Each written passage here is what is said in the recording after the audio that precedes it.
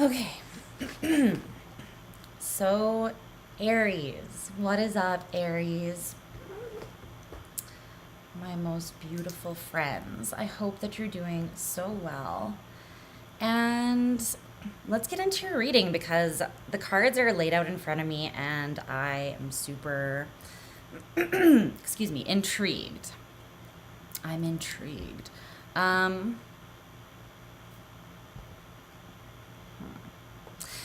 Okay, so the energy, let's just start here because this is what's drawing me in initially, and you'll understand why. So, the energy that is engaging with you at this time, this would be like the main surrounding energy, is the moon in reverse. And then your signifier, or how you are experiencing the energy, is the sun in reverse. Super interesting. Like so you've got the moon and the sun here together. Pisces energy, because Pisces sun. Very strong, both in the reverse though. It's interesting because the energy that's surrounding you, the moon in reverse, something is being revealed and you're experiencing it, I want to say, like in quite a heavy way. So we got to look into that. But this is the oracle card that you got. It's slimy. You know what this kind of feels like? It kind of feels like you are dipping your toe very much into that Piscean energy in some sort of way, Aries. And I feel like the veil is kind of being pulled back for you in some sort of way here. You might be seeing some things for what they really are. I want to clarify a little bit more. But you might be seeing things for what they really are with this slimy energy. I'm not sure why else you would be perceiving this new clarity with the moon in reverse as something that is heavy or dark or bad, maybe, with the sun in reverse. The Five of Wands, the Devil, and the Ace of Wands. No, the Ace of Swords. There's more Pisces energy at the bottom of the deck. The Five of Wands, the Devil, and the Ace of Swords.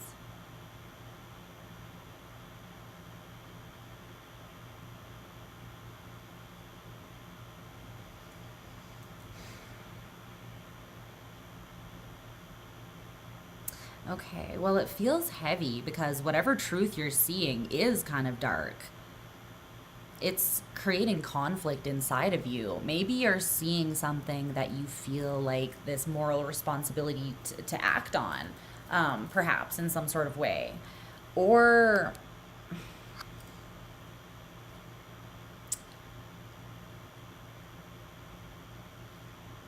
what's the Devil?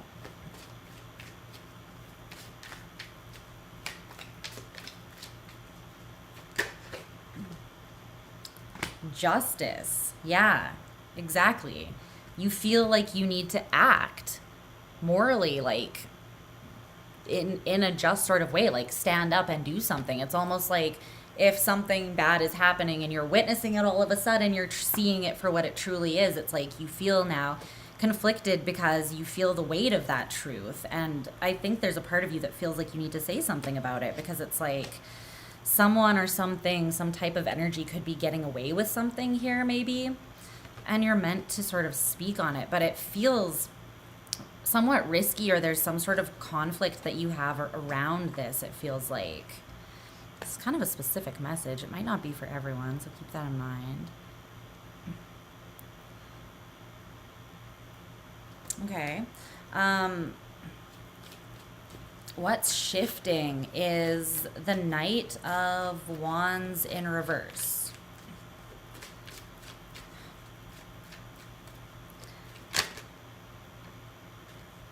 The Two of Swords.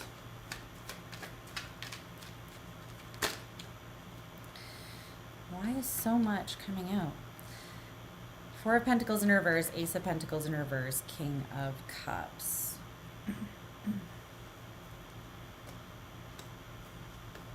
I feel like you're protecting your healing, like healing that you have done.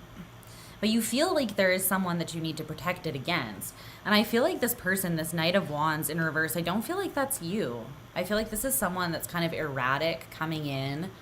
Like someone that's sort of unpredictable, erratic, a little bit of a shit disturber maybe, and they're offering you a choice. But it's almost like you're in between a rock and a hard place, like neither decision really feels good to you. This could be an ultimatum that this person's offering. I don't know. This Knight of Wands has this, like, but it's like a mask that they're using, you know?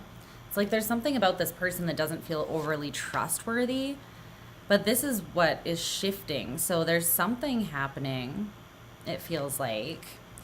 And if this isn't someone else, if it is you, I just heard it's not. I really don't think it is. I'm not feeling that anyways, but I just heard it's not. So I don't think I'm even going to go into what it would be if it was you. No messages are really coming in that way anyways. But the Four of Pentacles in reverse, you're maturing emotionally here. I feel like someone's almost trying to coerce you into something, and you don't want to do something. You're seeing this person and their antics for what they truly are. And I feel like you're more likely to just drop the opportunity and your whole way of interacting with this person altogether if they do offer you an ultimatum. And this doesn't have to be romance. It could be a family member, a friend, a job, like anything. But I do feel like there's someone else involved here. And you're kind of going to... I see you sort of handling this in a mature way, an emotionally mature way. But there is something that's kind of, you have to be steady while navigating it. What's up, Woodchuck? Yeah. It's like they're offering you an opportunity. You're going to have a choice to make. So what's the challenge or lesson? The Eight of Cups in reverse. Some of you are finding it challenging, even though you see this person's true colors or the situation's true colors. You're still having a difficult time walking away. Yeah, Six of Cups. It's like you're staying perpetually at this crossroads in the past. It has very much to do with something from the past with the Six of Cups. It's like you're stuck between the past and actually walking away. So obviously the past is dead, right? So you can never truly be there again, which is what nostalgia is, like the longing for something that is past that can't be recovered. Because even though time doesn't exist, that moment is still gone, right? Like you could recreate it, but it would still be another moment. So the past truly is dead in the sense that it's just, we've moved past it.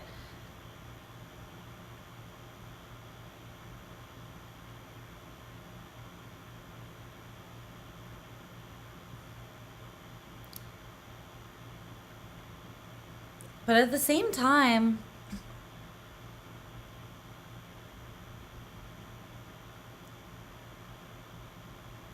there's something coming through that's kind of like saying that's not necessarily true, though.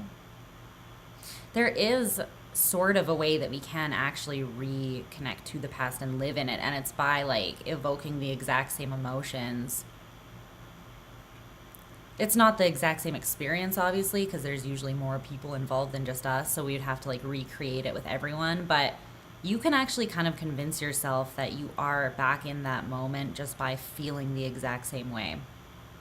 And I feel like for some of you, that is preventing you from walking away from something that's just not, it's not fulfilling you, and there's nothing there that's meant to continue growing, I don't feel like.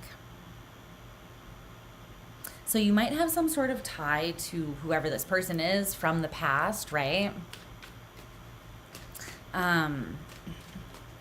Something about that.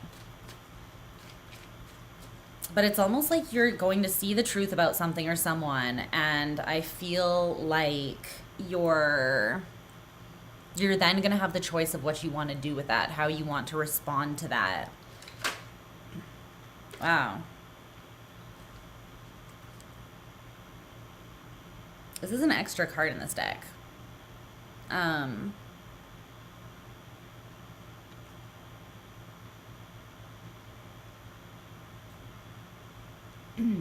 What I'm actually getting from this, though, is like, not necessarily that this person is your enemy, but it's like, don't be your own enemy. By seeing something is clearly not good for you and then not doing anything about it. Because that's like subjecting yourself to some form of torture every day, even if it's like low scale, it's still doing damage to you on some level, right? Yeah, look, the 3 of Swords when I cut the deck. It's doing damage to you on some level, even if it's internally. So there's something I feel like you do need to set yourself free from, especially on an emotional scale. I think you intuitively know what this is, or you're going to be shown very clearly in the near future. Okay. Your advice is the Chariot. And what's waiting on the other side of this shift is the Knight of Pentacles in reverse. What's the Knight of Pentacles in reverse?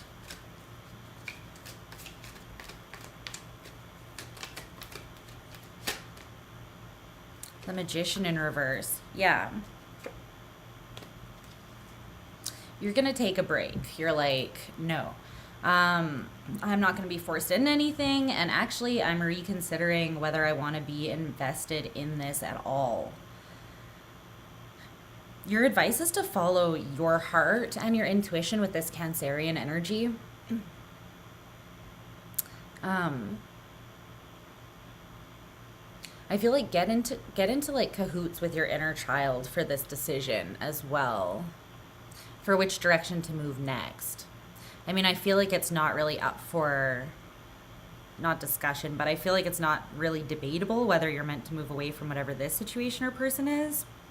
And I think that'll just become more, you'll become more aware of that. But where it will be like, either I honor myself and respect myself, or I like sacrifice some of that self-worth for this person. So yeah, look at what you feel like you really deserve and what you don't want to subject certain like more like innocent parts of you to, you know, ultimately.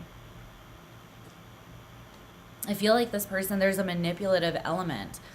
Even if they're not meaning to do it, there is. And it's like on the other side of this interaction, or your clarity surrounding it, I feel like you're not going to be manifesting forward motion in this situation at all. You're going to be standing your ground, because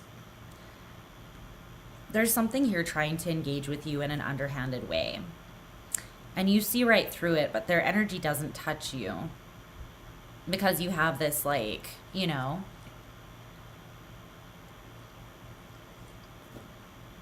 you have a boundary, and it's a healthy boundary. Okay, I'm glad that it's resonating, because I'm like, this is a pretty specific message. So, yeah, that's what I'm getting for you, Aries. I think that this is just, I mean, as tarot is meant to be, it's just a validation, really, for you. But I think that, like, it's going to become very clear with that moon in reverse, right? That there's something that needs to be moved away from or walked away from. And it's just, you're going to know, because it's going to feel heavy, and it's going to be something that hasn't been emotionally fulfilling if you're honest with yourself about that, right? How else will you know? This person is someone who's been scattered. They've been erratic or immature or in and out or something like that, like the Knight of Wands in reverse energy. Or they haven't come at you. They're not a straight shooter. Let's just say that. They might be very charismatic, but use it in more of a manipulative way. Or this could even just be so simple as someone who's naturally charming, but it's like they know that they are. Like, they know that they can, like, twist people around their finger. And they're not necessarily, like, a blatantly manipulative person, but they use that, you know? So it could be anywhere on the scale from, like, this person's pure evil to something a little less severe, okay?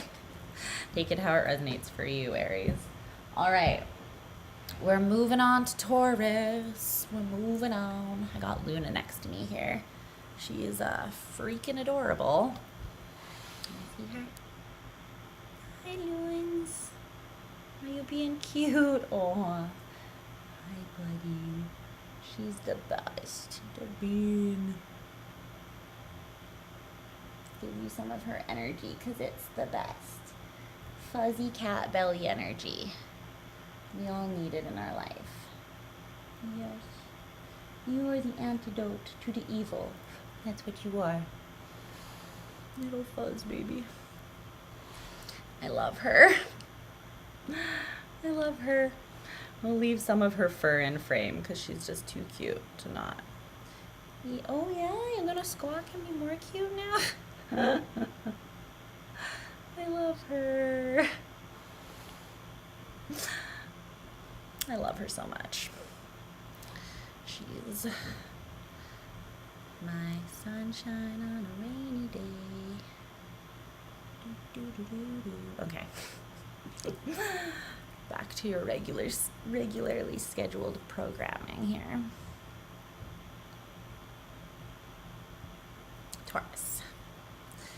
What's up, Taurus? Let's see here. I'll put the decks that I've already used out of the way so that I have more room.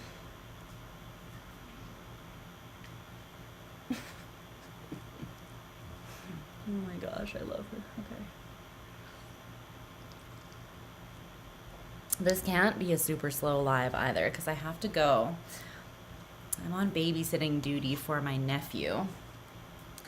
And he gets out of school at a specific time and I have to go pick him up, so.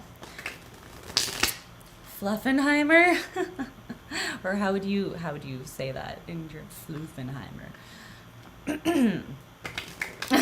Public purpose announcement. Aww. The fluffs. Yes, we love it. You can't be mean to people after seeing a fluffy cat belly. I mean, it's just like impossible. Laws of nature here. Universal law number 1. Fluffy cat belly equals happiness. Okay. What does Taurus need to know at this time, Spirit? What does Taurus need to know? Tell me about Taurian's current energy.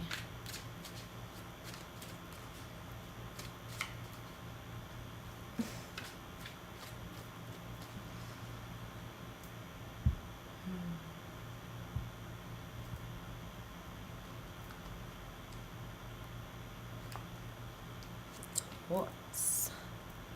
Taurus.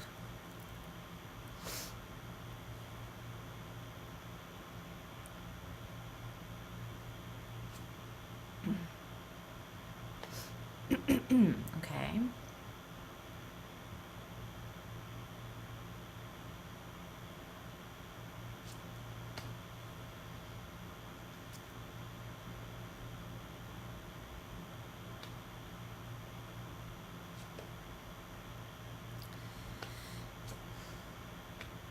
Oh, Pentacles, son.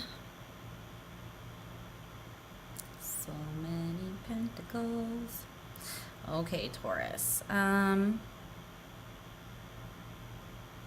a second here.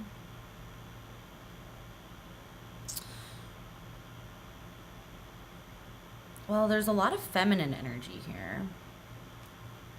And then at the bottom of the deck is the Emperor, after I say that. Okay, so I guess the masculine is also present. My God, I feel like I cannot talk. Please forgive me during this freaking harsh-ass Mercury retrograde in Virgo. It's like double the power because it's in Virgo, I swear to God. And I just cannot. My brain and conversational functioning has gone down by like 78%, roughly. Okay, tell me about Taurian's energy. Tell me about Taurian.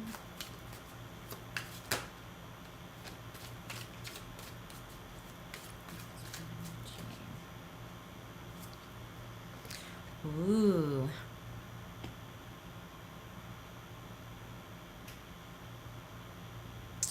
Okay. Wow, these are really interesting messages that are coming out today. So far, anyways. Spirit's like very to the point and very like, this is going to be happening and I'm warning you about this, or I'm letting you know about this so that you can handle this way. And it's very like, well, it does seem very specific for one. But also, I guess, like, because they specifically said, look into what's shifting, what will be challenging surrounding that shift, and then what's going to be on the other side. So I guess, like, that makes sense. Like, they knew that there was going to be specific things shifting and challenges, and yeah. Anyways, it's just interesting. Oh, yeah, squeakers? Okay.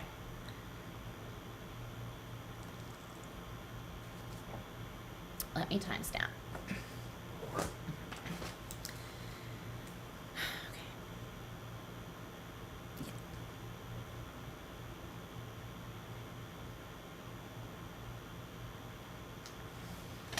Okay. Hey, Taurus. So, Taurus. Let's get into your reading. The energy that's engaging with you, or the surrounding, like the most prominent surrounding energy here that Spirit wants to touch on, is the 8 of Pentacles. Yeah. And then your signifier or your experience of this energy is the 2 of Pentacles. This is kind of like what is around you to work with, and this is how you're working with it, or how you're embodying it or engaging with it, kind of thing. This looks very Taurian to me, not gonna lie. There's an energy, I'm actually getting this as like inspiration. Interestingly, some of you might want to watch the Capricorn reading that I just uploaded a couple days ago. It's called Magnum Opus. You might want to watch that. That just came through. Especially if you are working on something, or working on like the work, like the internal work, like the soul ascension work, and you feel like you're really evolving and ascending at this time, I feel like watching that would be helpful. But there's an energy around you of like inspiration and motivation and passion. Like the 8 of Pentacles isn't just about like grinding because you gotta, like, you have to, you know, because the man and you're under his thumb and whatever. No, like the 8 of Pentacles talks about you gladly investing your time and energy into something. Yes, the blending of science and spirituality. Do it. God's work. But but the 8 of Pentacles talks about like when you love something so much that you're in that flow state when you're doing it. You're almost in a channeling state where time ceases to exist. You know, you step out of time because things are just, because you're engaged with that energy, because you're channeling your higher self when you're in an energy of passion and inspiration. That's you directly conversing with your higher self. If you want to know more about that, there is some stuff that Bashar channeled about that specifically that you also might find interesting. I think that if you search like Bashar passion and inspiration, it's under like when he's talking about the main like blueprint of like freeing humanity, essentially liberating us from the way that things have been in like this really confined, like limited space, like head space. So if you guys don't know who Bashar is like an entity that is channeled by this guy, like a multi-dimensional like group consciousness entity that he channels, and a lot of really interesting information comes through. Obviously take everything that you listen to with a grain of salt and like apply your own common sense and your own intuition and discernment. But yeah, if you Google it or put it on or in YouTube, it will come up and it explains like what Bashar is. But it's a guy channeling an entity whose name is Bashar. But anyways, he had an interesting talk that I was listening to the other day on this podcast, and he was talking about how when we get inspired, that is our higher self speaking directly to us, and when it gives us something to be passionate about, right? Yeah, Bashar is dope. I really am like aligned with the teachings, like of what I've heard so far. I'm like just instinctively like, yes, that makes sense. That's true. Like my soul resonates with it as true. So I feel like that might be helpful for you to look into. But essentially, the most important thing that they say is you should always be following your passion and your inspiration, because that is a sign from your higher self that you are in alignment with your core vibration or your true frequency, essentially. And when you're in alignment with that, you're basically limitless. Like you're in alignment with your fate, your destiny, what you're here to do, and the more expanded, liberated framework of humanity. So, yeah. There's this energy around you of inspiration, and it's coming through as like your higher self trying to talk to you. You're experiencing it as having a decision or a choice to make.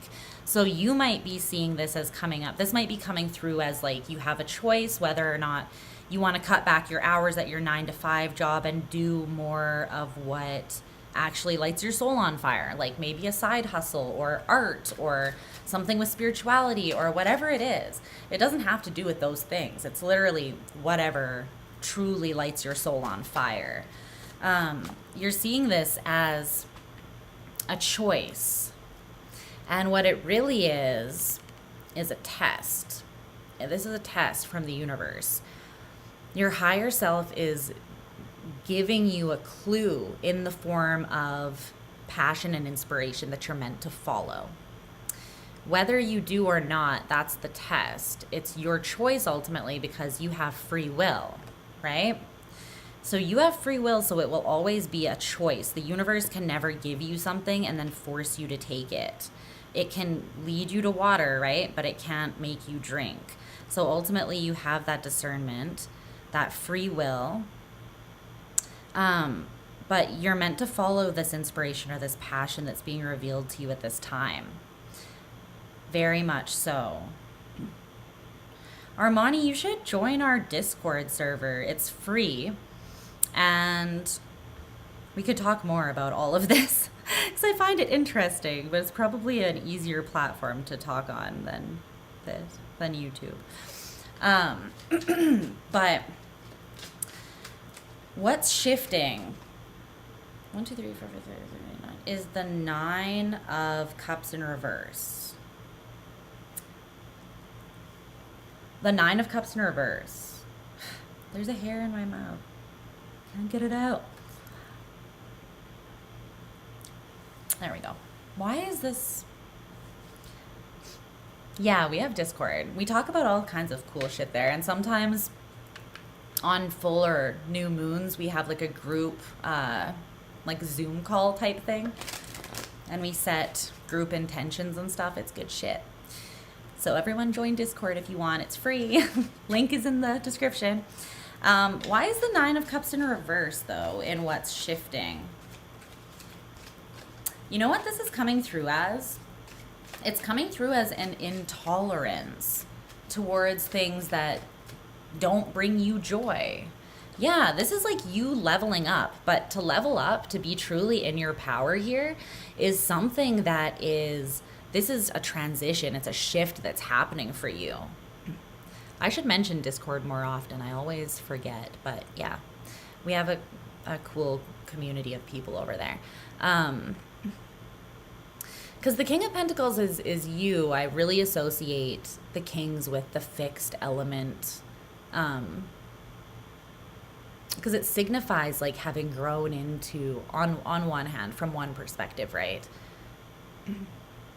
Grown into and having explored and then grown into, you know, where you stand within that, kind of standing in your power and being able to embody and hold it, right? This is more what you're transforming into. And in order to do that, you kind of just have to say, thank you next, honestly. Like, throw a little Ariana their way, because it's like anything that's not in alignment with this higher expression of self is not really meant for you. And that's why the challenge or lesson is the Ace of Pentacles in reverse. So maybe you're being given a choice. What's up, Prissy Cat? I'm glad that you made it. Hi. So you might see the link in the description is for my Discord specifically. It should take you right there. It shouldn't take you just to Discord. It should take you to my Discord, I'm pretty sure. But so you might be seeing this, like, okay, how can I say this? It's like the opportunity that's coming in might not be an opportunity surrounding what you're really passionate about. You might be getting an opportunity to take on more hours at your 9-to-5 job, or something that you're not passionate about, something that drains you more. You know what I'm saying?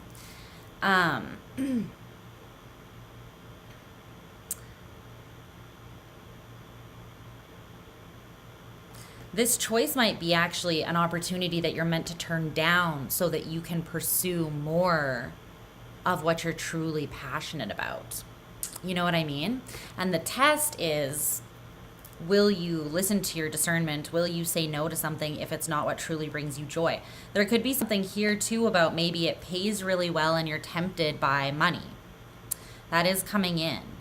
And that is, you know, money and the finer things in life, and having that stability and that safety and that groundedness in the form of finances is part of you, Taurus, but it's not everything. So just remember that. If you're sacrificing other parts of yourself, right?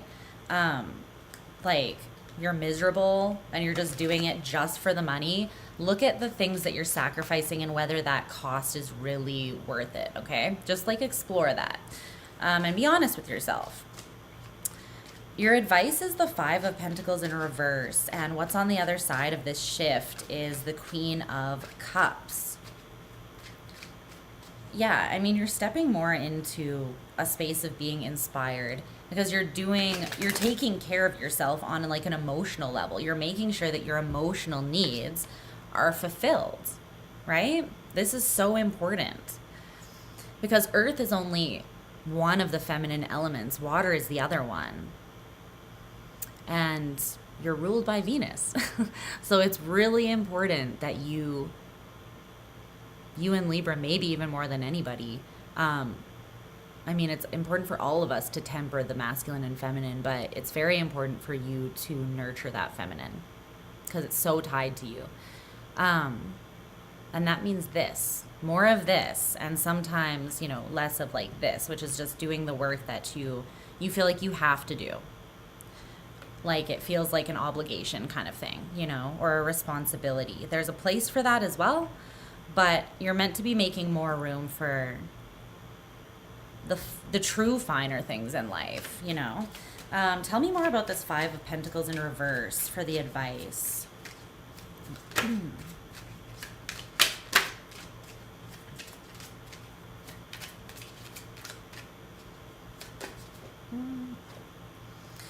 3 of Swords in reverse. 6 of Cups in reverse.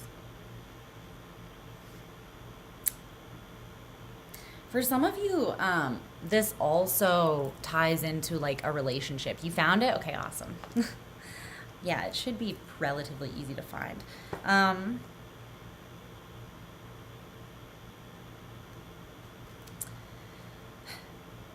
I feel like something for some of you fell apart in the past. This is another part of this. So half of the equation, or one part of the equation for you, is just simply in general doing more of what you truly love and are deeply passionate about, whatever that is. Whether it brings you financial security or not, just do it for the experience because it's nurturing another part of you that needs to feel just as secure. But then there's another part where you're also needing to say no to experiences or opportunities that are offered to you from people that don't mesh with your vibration either. People that you're not super, super passionate about, right? It's like only say yes to things that that make you genuinely like aroused, excited, stimulated in that really passionate kind of way that you can't fake. You cannot fake that. So if it's not there, you're going to know, right? If you have to talk yourself into it, it's a no. But yeah, for some of you, there's someone from the past specifically that you've still been a little hung up on, and you're just being advised to just continue doing your healing. And it's also saying that by doing more of what lights you on fire, that healing's going to be sped up as well. It's going to be made easier. Because you are nurturing that childlike part of you. You're nurturing the emotional part of you, not just by like, you know, working and fulfilling yourself in that sense, but by showing yourself some love and proving to yourself that you ultimately are the source of love for yourself. Okay? But yeah, on the other side of this shift, I see you being way more connected to yourself intuitively, emotionally. Yeah, sapiosexual. Absolutely. Gemini moon. Like, need I fucking say more? I'm a Gemini moon. Aquarius Mercury, bitch. Brains are sexy. Let me see your big, bulgy brain. Oh my God. So hot. Not even kidding. But yeah, we love brains in here. When you connect with people over the sharing of ideas and things that inspire you and things that are just interesting, I think that that's just so awesome. I don't know. I just think that's awesome. I think that that is so like boundary dissolving. And there's power in that. Like, I think that we need healthy boundaries, obviously, but in society today, there's so much division that we need more stuff that like erases the division and makes us realize we're really all connected. And I think just like dropping your guard and being able to just have an interesting intellectual conversation with someone where you explore stuff like that is so disarming and just lovely. We should do it more often.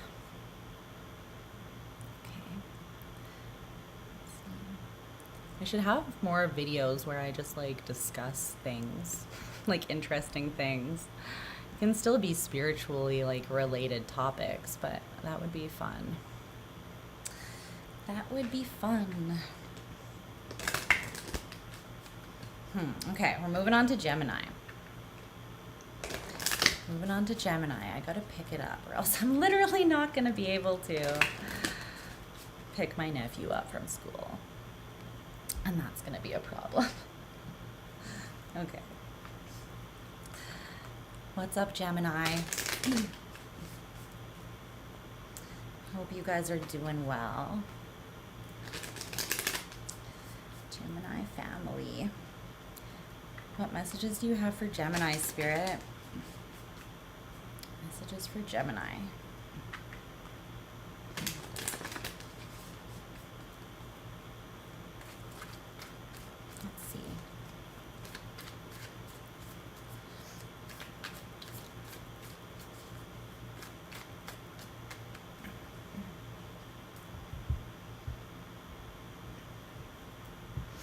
Let me see.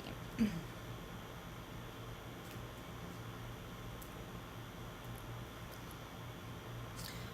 just had an idea and I want to write it down so I don't forget. I'll do that in a second.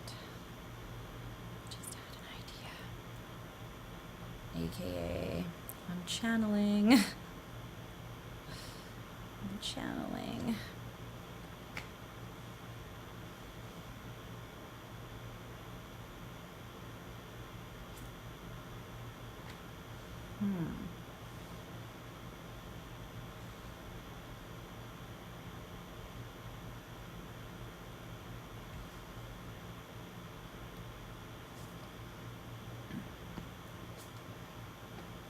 Okay.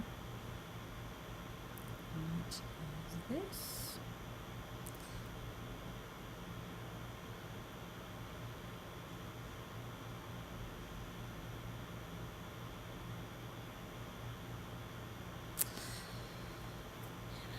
It's okay. Let me get you an oracle card. Gemini Venus in the 8th house. Wow. Yeah, and I have Gemini Moon and Chiron in the 8th house. Gemini in the 8th house is, well, you know. I don't know if there's really words to describe it. I kind of love it though. Like, it's so probing, you know? Not in a negative way. That sounds kind of negative, but I don't feel like it's negative. It's like very curious, but deeper than just curious. I'm sticking with probing.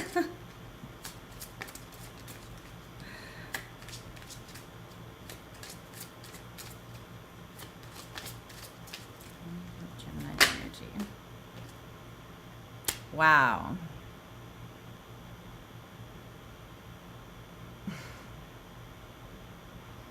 Okay.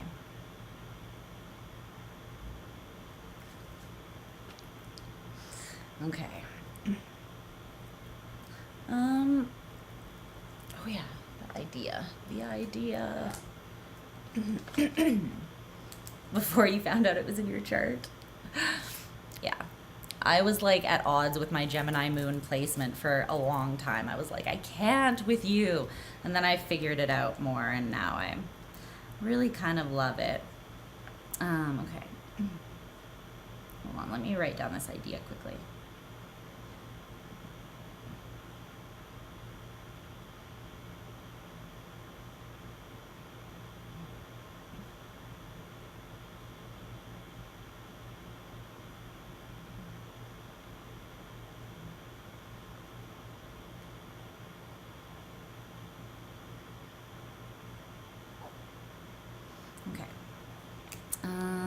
Gemini. We're starting at, let's see, 55. Okay. What's up, Gemini? So, my beautiful Gemini family, how are you doing? Let's get into this reading. It looks quite interesting. You're definitely being asked or being advised to lean into your duality at this time. The energy that is surrounding you or engaging most heavily with you is the Empress, which is beautiful. This is amazing. When the Empress calls you to her chambers, you go, okay? But how you're experiencing the energy is the 9 of Pentacles in reverse. So this smells like a classic case of imposter syndrome, I gotta say. It really sounds like imposter syndrome. The Empress is like, come vibe, like you're on my level, you're in my energy. You are my energy, like we're the same, we're on the same level. And you're like, I have nothing to wear, like I can't be in the presence of greatness, you know? Like it's like you don't feel like you are good enough. It feels like with the 9 of Pentacles in reverse, or you're experiencing some sort of instability perhaps currently in the physical realm, and so you're having a difficult time like grabbing on to this energy of the Empress that is sort of presenting itself to you, I feel like. The oracle card that came out is duality. So very you, isn't it? I love that it's a number 8 too, because it's like duality, right? But the two are interconnected, intricately interconnected, inseparable. But there's still two very significant parts, right? It's you, and they're always in motion. They're always dancing with one another, right? How can you see the situation from a completely dualistic perspective, the current situation? Because I feel like you're judging your current situation as something that's lacking in some sort of way. I feel like that's too many cards. Yeah, you're resonating with some sort of like story or narrative of lack, I feel like. And I don't know why. But I feel like you need to tap into the other twin, the dualistic nature, and see it from a completely new perspective. What's this 9 of Pentacles in reverse? Why is Gemini experiencing the energy this way? It's like you're being offered the throne. The Empress is like, come sit. And you're like, I can't. I couldn't. And it's like, no, you really could. You should. You're meant to.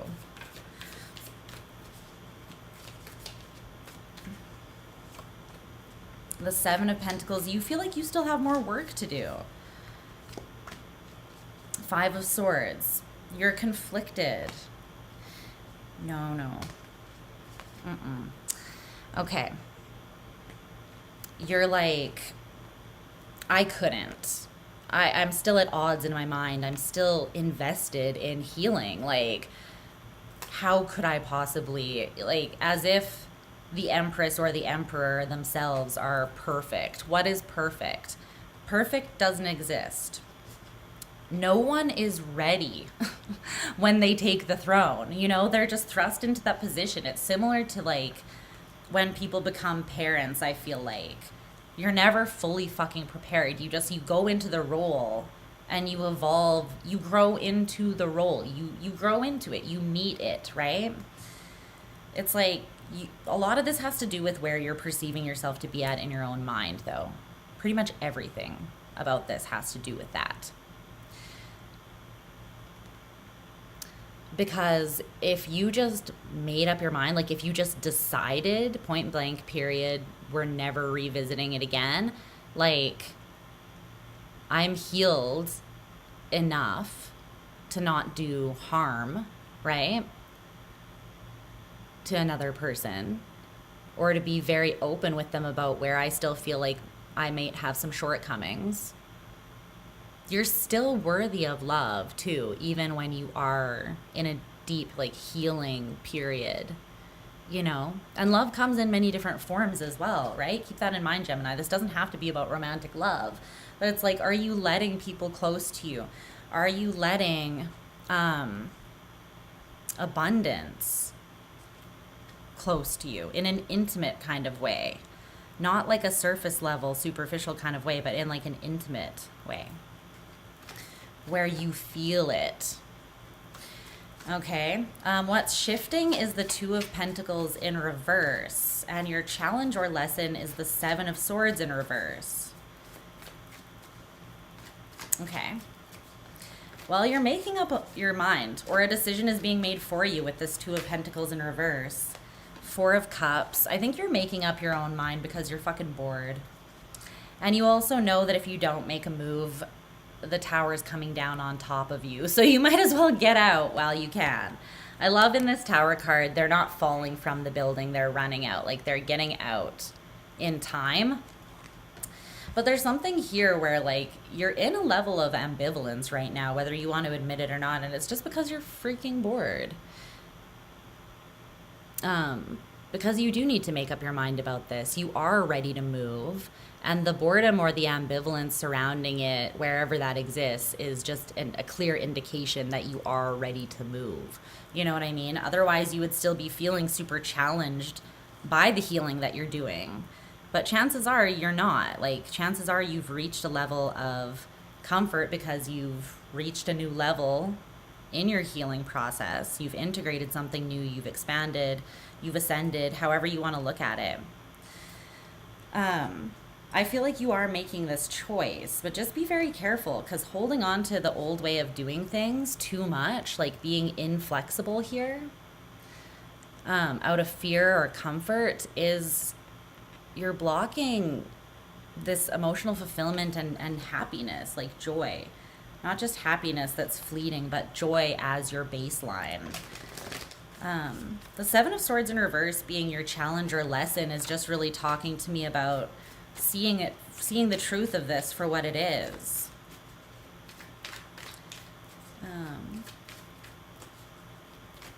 don't delude yourself to thinking that you still have a whole bunch more work to do. There's always gonna be the side of you that requires more work. That's what it is to be a soul. The whole point of a soul, really, having fragmented off, well, having had the illusion of having fragmented off from the whole, from source, we're not really. We're just tricking ourselves essentially into perceiving ourselves as independent so that we can have that experience, so that source can have that experience of experiencing itself through different eyes, right? But really we're connected. So it's like even the dualistic part of you that you perceive as needing constantly more and more work, it's just an illusion. I mean, that is part of the soul's work. But part of the soul's work is also recognizing its perfection in the here and now, no matter where you're at in the here and now. Right? Because ultimately, you're just source. You're just light. You're just love. Everything else is an illusion to help you experience yourself. Know yourself. Right? But don't put yourself in this illusion where you start really believing that perception. Right? And you forget what is truly meant for you.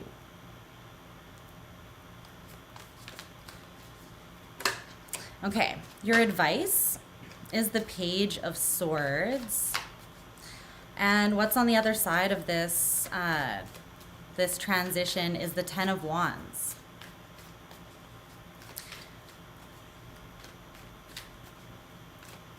Tell me about the Page of Swords. I feel like this is about, okay, no, it's coming through. Yeah, it's about fear. Fear is not your natural state, Gemini, and so you get, like, you're the lovers. Fear is like the devil's territory, but the lover's territory, well, is love. And when you give into fear with this Eight of Swords, it puts you at deep conflict with yourself, within yourself, because again, it's not your natural state. Your natural state is this fearless, curious, emboldened, innocent sort of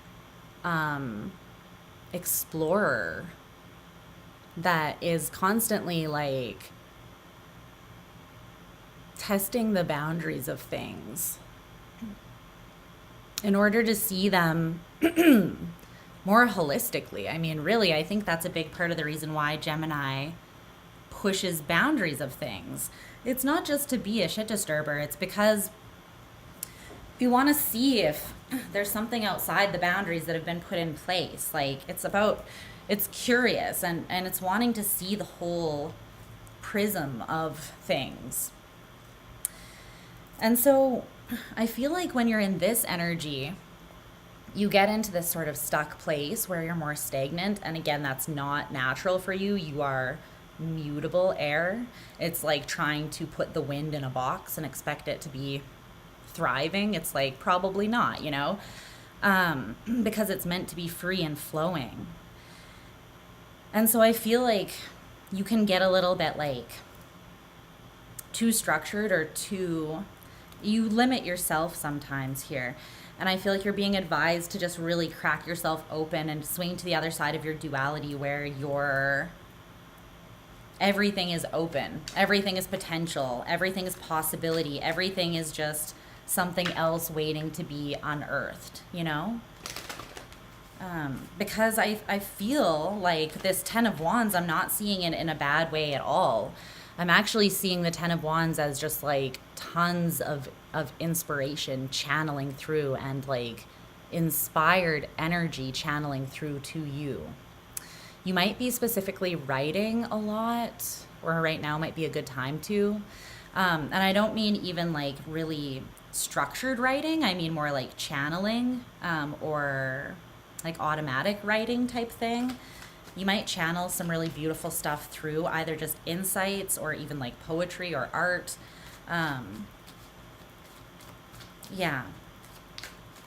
So that's what's coming through on the other side of this shift. Just don't block the flow of energy by not releasing. I mean, I feel like right now it's not even about finding the things that are, I don't know how to explain it. It's not really about like locating and finding the barriers to remove them. It's just about like jumping into a whole nother timeline, a dualistic timeline where you're just perceiving things from that other side of yourself. Geminis can do this, and it's hard to explain like to other people. Like Pisces can also do this. Like basically all the dualistic signs can do this quite easily. It's like we can kind of just put the shadow on the back burner and be like, okay, there's still work to be done there. I logically understand this, but I also understand it doesn't need to be done right now. And I can't constantly live in that state because then it throws off my balance, right? So you can jump back to the other side, understanding like, I'm going to come back to that. I'm still going to do work on myself down the line. But right now, I need to be inspired so that I can step into this state of expansion and abundance. Does that make sense? All right. Take advantage of this nature.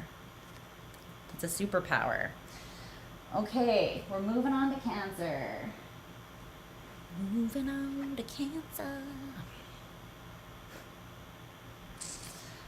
Picking up the pace a little bit.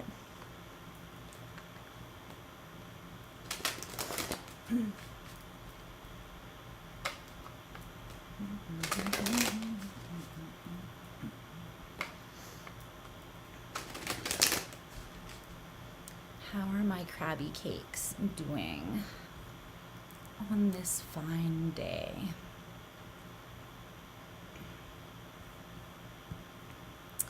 I hope you are all doing well out there. See what's going on with Cancer's spirit. What does Cancer need to know most right now?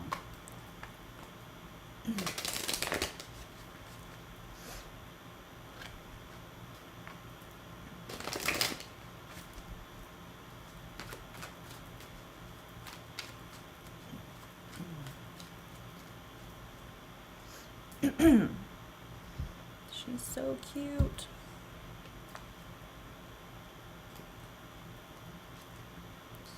Oh my. What's going on with that?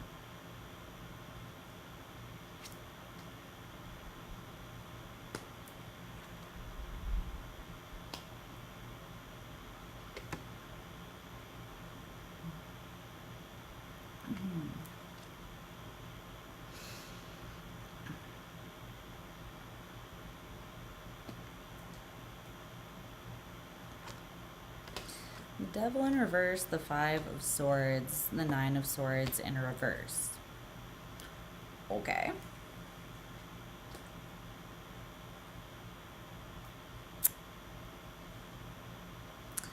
Well,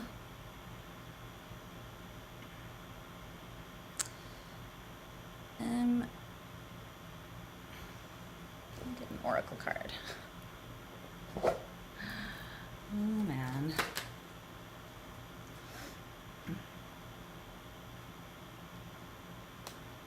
Okay, 2 cards came out for you. 2 oracle cards. Let's see what's going on here. Cancer babies. 1 second.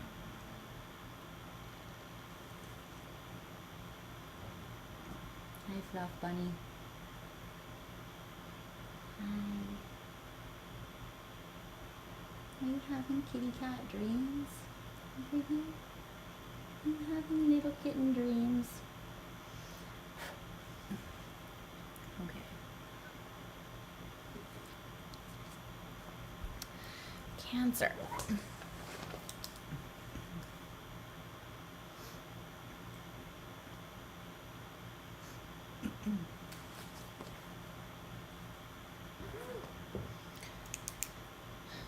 Okay, Cancer. So looking at your energies here. So the energy that is, oh, she's always here. either transmuting energy or helping in some way. Okay, so Cancer, the energy that is engaging with you at this time externally, or the energy that you have to work with at this time, is the Five of Pentacles. And how you're experiencing this energy, or your signifier at this time, is the Queen of Pentacles. So that's actually pretty awesome, pretty optimal, I would say. Because the Five of Pentacles isn't a comfortable energy. It's an energy of feeling scarcity in some area, or feeling loss or lack. It could be financial. It could be in terms of your health. Maybe you've just been feeling off, or maybe you're facing a bigger health issue, or maybe you took a small financial hit. Whatever the case may be, this could even just be something as simple as like you've been having to scale back because the economy is shit. You know what I mean? Yeah. I feel like that's just all of us, but there's something like that, but you're handling it with this energy of the Queen of Pentacles, which is beautiful. It's like whatever you're up against at this time is not, this could be a relationship ending as well, and you're just kind of feeling a little bit rejected or out in the cold. But you're still loving yourself and caring for yourself through whatever this is. And you're still valuing yourself through whatever this is with that Queen of Pentacles, which is optimal, right? The oracle cards that you got, okay, so you got two of them. So this one says the best apology is changed behavior. True, true. And this one says progress is not linear. And there's this little chick surfing. Yeah, progress, growth, healing, all of that. The journey in general, very much not linear, as I think we are all finding out, or have all found out.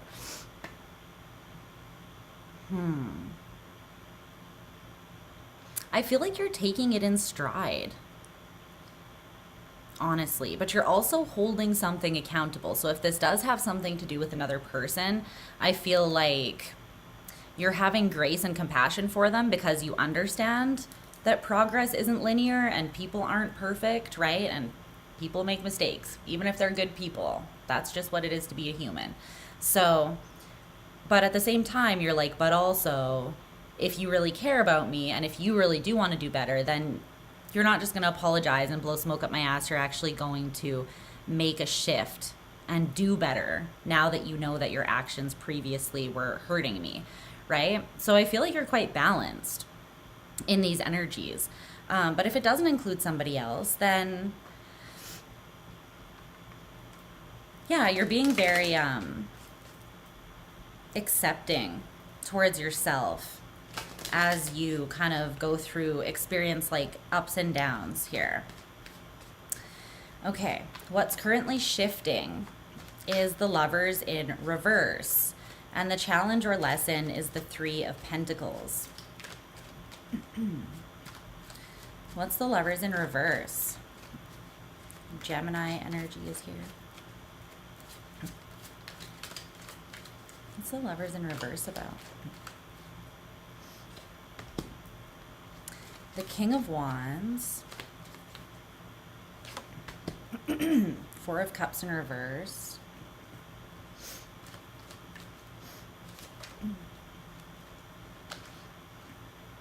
Moon in reverse.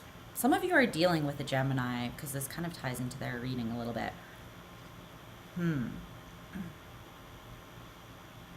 For some of you, you're romantically dealing with someone with Gemini in their chart, or you have Gemini in their chart or in your chart, and one of the readings is like reversed or talking about a connection. But I feel like for some of you, those two readings are tied because it's like,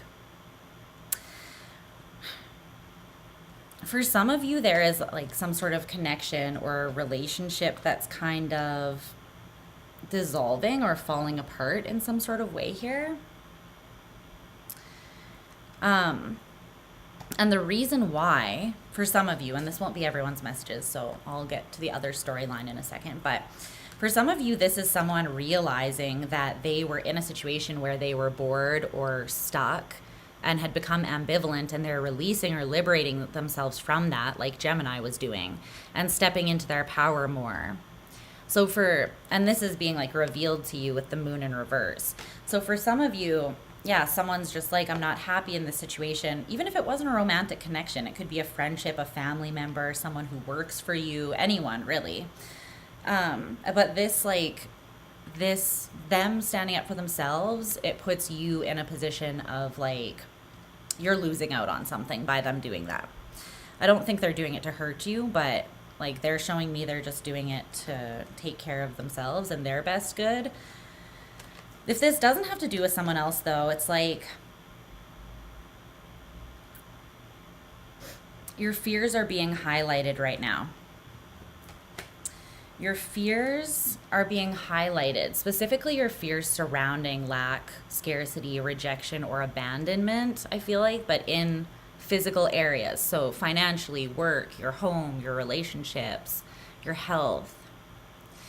And these fears are being highlighted to push you out of a bit of a rut here and into the embodiment of more of your personal power and strength. And I think that you're doing that because in the face of this kind of like perceived lack or a situation where many could perceive it as being lack, you're in the Queen of Pentacles energy.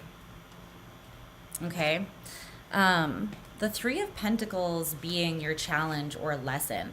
I feel like it's just talking about continue to build don't let this get you in your head or throw you off or drain you. Don't hold on to the situation so much that it has the potential to drain you mentally, emotionally, or just, energetically in any way. There is something that you're building with the Three of Pentacles. I feel like there's also something you're not meant to build here with someone. It's like whatever's letting you go, I feel like release that or accept that they are letting you go.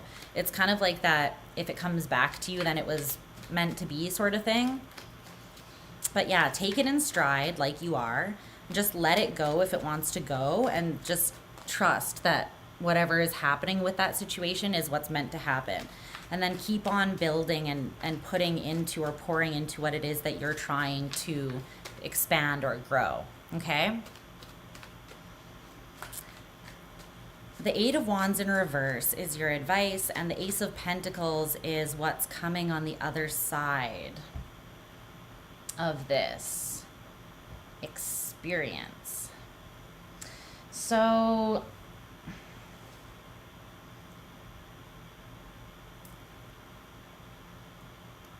the Eight of Wands in reverse really talks about energy conservation. It talks about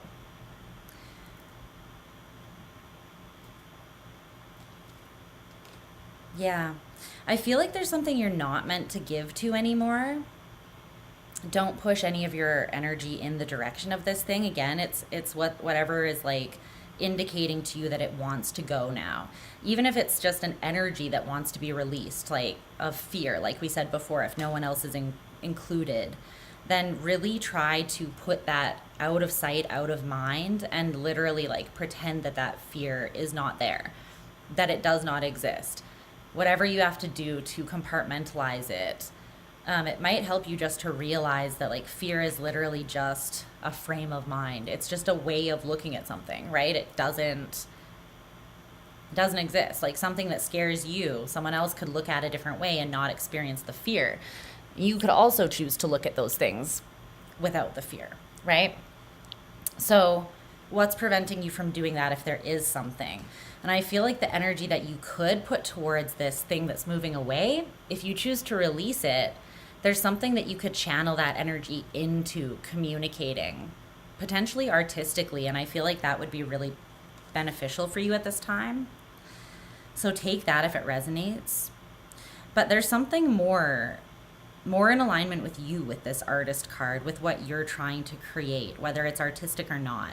You're meant to be pouring this energy into yourself, because on the other side of this release, right, is the Ace of Pentacles. So it's that new new opportunity, new energy coming in, which always happens when we clear old energy out, right? It's this beautifully, divinely gifted opportunity, but it's interesting because I'm seeing it like there's two hands, which isn't normally the case on aces in the tarot. There's usually one hand, and it's the hand of the divine. But I'm seeing this as the hand of the divine, like dropping this pentacle into your outstretched hand. That's why releasing whatever it is that is making its way out of your life naturally is important, so that your hands can be free to hold whatever this is that spirit is bringing in for you. Okay? Okay. That's your message, Cancer. I love it. We're moving on. I love how you're handling that energy with, it feels like so much like grace. Grace, clarity, and strength. I think like it really feels like you are, yeah, you're dealing with that energy in a beautiful sort of way. Okay, let's move on. Moving on to Leo. Leo. Little Leo. Oh, you got something to say?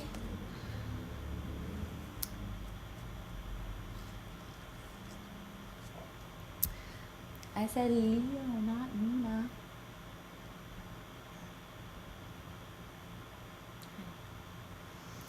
Fuzz baby.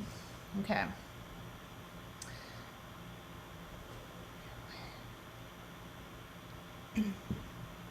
Leo.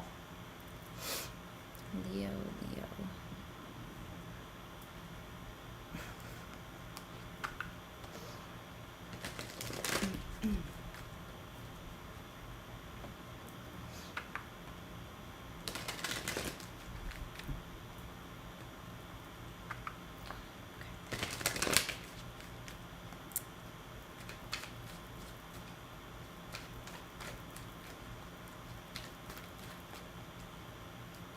What's up, Leo?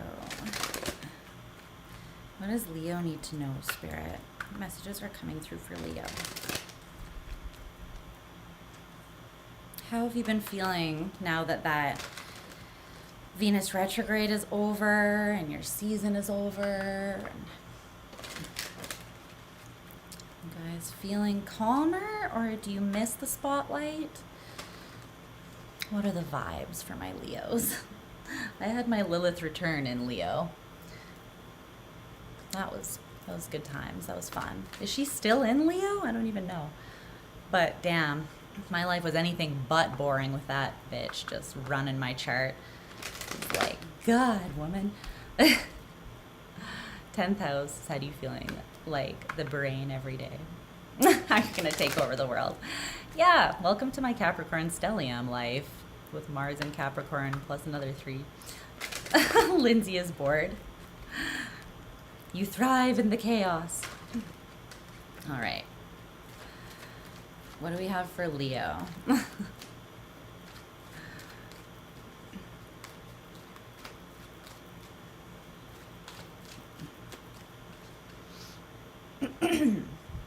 It does feel quiet. It's just the resounding criticism of my Virgo South Node brain in Virgo season, and I'm like, shut up. But I know. It's all lessons, right? A lesson of how to stay sane, mostly. Let's see.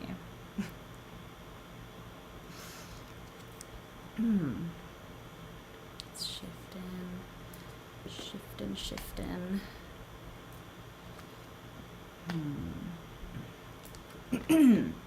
Okay. Why am I hearing that song? Yeah, lots of people did get cleared out. A lot of people's lives, I feel like, during that phase. I don't feel like you're the only one.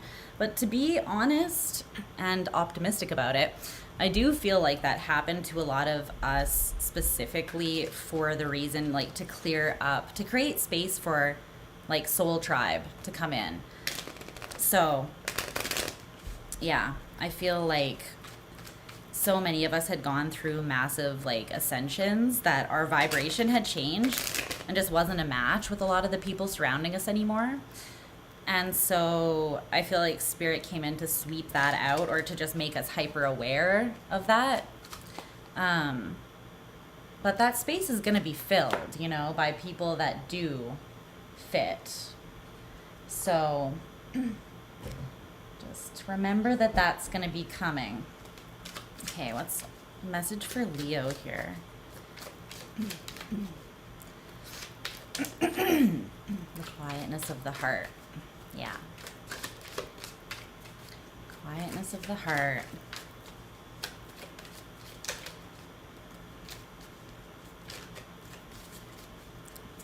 Leo.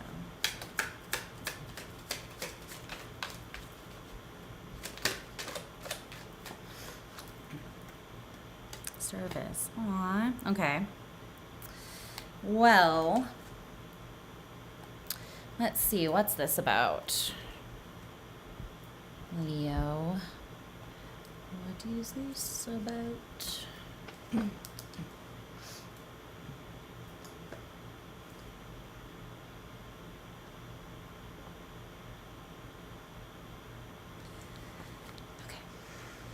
Okay. What's up, Leo? So let's get into your reading here. See what Spirit wants to highlight today. These readings have been really interesting so far.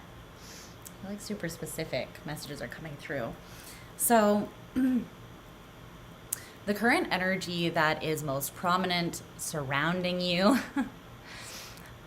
yeah, you got a well-behaved, like, women that run with the crowd, or men, never made history, buddy.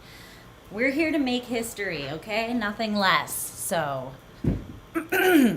be different and stand out, and you'll find the people that are here to do the same, and they will liberate you instead of make you feel like you're too big, because you're not too big.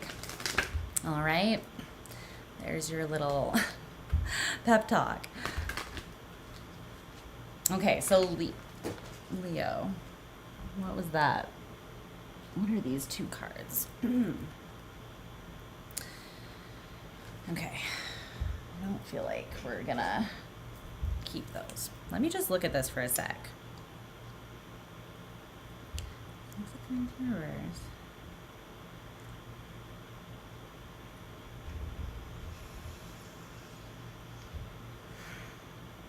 reverse? Okay. Well, some of you are, my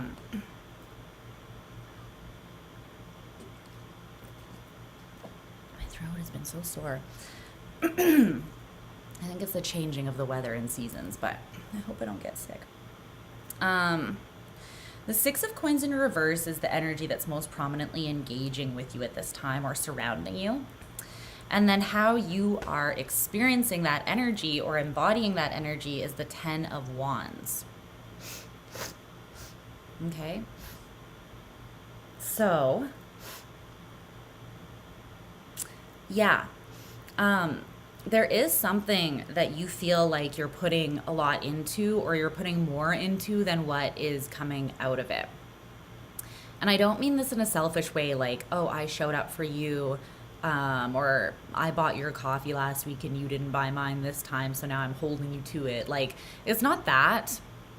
It's not about, like, conditional love and demanding the same reciprocity that looks the exact same way and blah, blah, blah. It's not about keeping score, but it is about energetic balance with the Six of Coins, right? It's about there being some sort of fairness in the give and the take, and getting something out of what you do put in, so that you're not just drained and feeling exhausted and burdened, which I feel like is kind of how you're feeling with the Ten of Wands. And it's interesting because the oracle card that you got is actually service.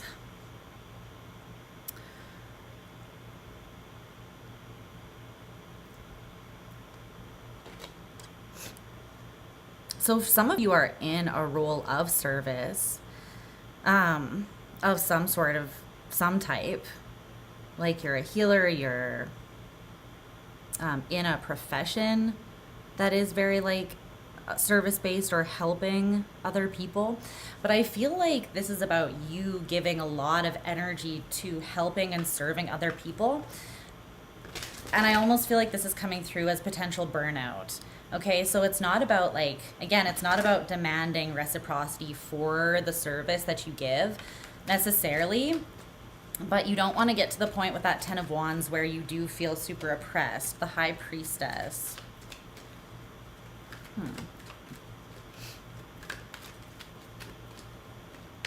What about the High Priestess? Seven of Cups in reverse.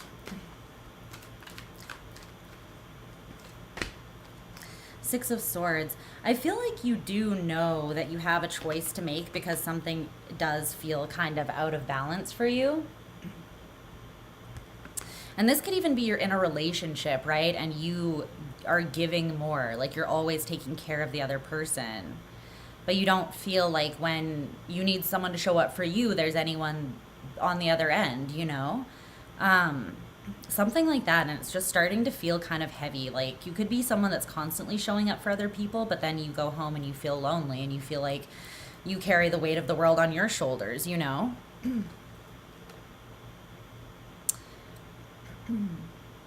If that's the case, then you need to give yourself time to take care of yourself, right? If you don't have someone else to take care of you in return, then you might just need to give less to other people and make sure you have the time to take care of yourself, because someone has to be taking care of you, right? And ultimately the responsibility is going to land on you, not other people. So you just might need to balance out what's happening there. Yeah. Because I am seeing that you're quite like, you have this clarity for sure, even with the Six of Swords, right? This is like expanded consciousness out of a muddied, sort of more conflicted way of thinking to a higher way of thinking. The High Priestess is having that connection to the other side of the veil, the higher way of thinking, or a different way of thinking. And the Seven of Cups in reverse talks about being emotionally clear as well and kind of knowing what's what. So I feel like overall, mentally, emotionally, and spiritually, you know what the fuck is up. That's what's coming through. But I feel like that feels heavy sometimes. I don't feel like that feels heavy sometimes. I know from personal experience that that feels heavy sometimes. Not just sometimes, but most of the time. That's why it is both a gift and a curse, you could say. Really, that just is, there's duality to it, right? There's duality to having that gift of connection and clarity. But with that, you have that. So that's telling me that you definitely know if something is burning you out. So it's up to you to then care for yourself. What's shifting is the Ace of Wands. And the challenge or lesson is the Eight of Swords. What's this Ace of Wands? It's like there's this, yeah, see, this is the natural flow of things. This is natural progression, right? You're experiencing the Ten of Wands, and what's shifting is the Ace of Wands. Something's gotta give. Something's gonna give, because there's nowhere else to go from the Ten of Wands but back to the Ace. So you're gonna drop everything that you're carrying that's not necessary, right? So that you can re-tap into this like inspired, creative, life-giving sun energy, really. Heart energy, really. Just like life force energy with the Ace of Wands. There is something coming through that's going to, like, if you drop now, this is kind of like a warning a little bit. It's like there are two ways that you can go. And I'm actually seeing this because this is what's on the other side, is the Two of Wands. So you're going to have this path where you need to pick, right? And it's, you can either continue on with this heaviness, and the heaviness is just created again by this imbalance, right? Then you're going to end up burnt out and sort of squashed under the weight of that. You're going to feel oppressed, and eventually you will get to a breaking point, right, where you have to release it or where you just crumble under the weight of it. Or you could choose the path where you put some of that down and you embrace this new torch and you just go, you know, into the darkness with this brand new inspiration, this brand new like life force energy burning at the core of you. It's very opposite. Like the paths go to opposite places. One is being like vivacious and actually like full of life, spilling out of you really, and being inspired and inspiring to others. And the other path is like having nothing to give because you're crushed and exhausted. The Eight of Swords being the challenge or lesson, it's like you're afraid to not be in service. Some of you, you're in a role of leadership. Some of you, you work for like an organization where you need all hands on deck a lot of the time. You know, it's like maybe you work for like a not-for-profit and it's like a lot of volunteer work or something. And it's like, if I don't literally show up, then the work's not going to get done. Then the people aren't going to get helped. Okay, but there still has to be a balance in there somewhere, because you're not going to help anyone if you're in the 10 of Wands energy and you're burnt the F out, right? So find balance. Even if people depend on you. I feel like that's what this Eight of Swords is. It's fear around putting energy towards yourself because you feel like there are people that do depend on you. And you also do feel this responsibility because you know that you have this light, this inspiration to be of service to the world. And again, yes, that's true, but you're way more of service to the world when you're bringing this energy, right? You don't really have to do anything even. You just kind of like radiate it and people just observe it and it's like contagious, right? It's like, so that's what you're meant to be in. Okay. The Queen of Cups is your advice. And the Two of Wands, like we already talked about, is what's coming on the other side. So the Queen of Wands, or the Queen of Cups, sorry, it's love thyself, right? Love yourself, Leo, first and foremost. The first act of service is to love yourself, right?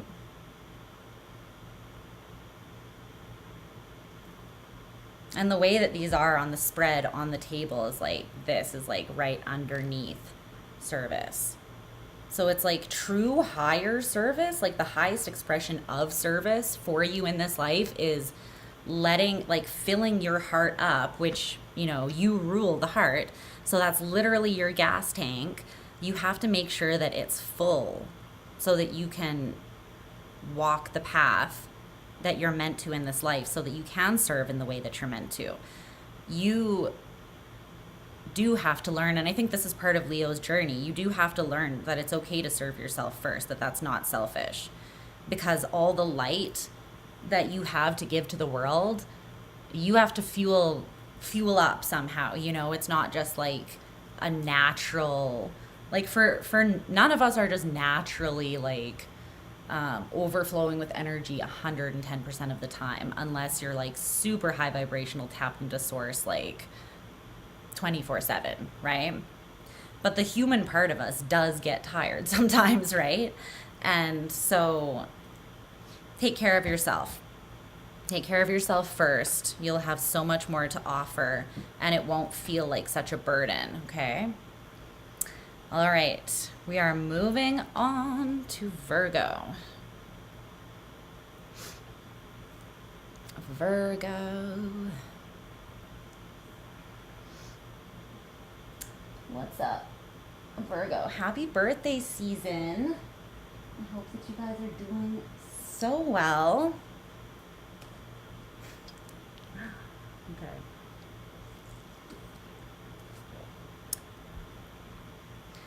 Virgo.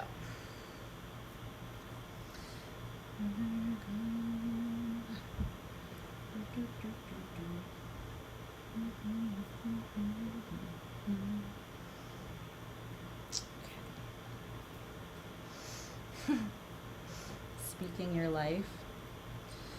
Yeah. That's what I'm here to do. Just lovingly speak your life.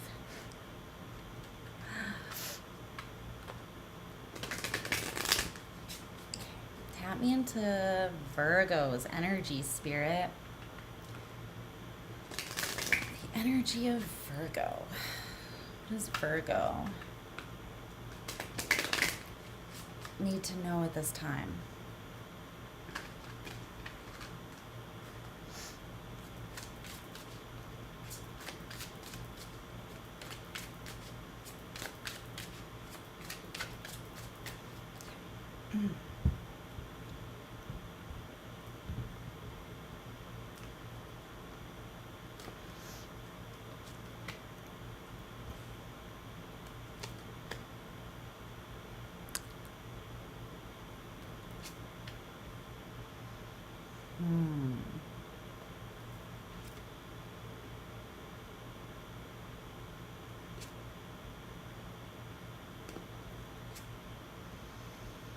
What is happening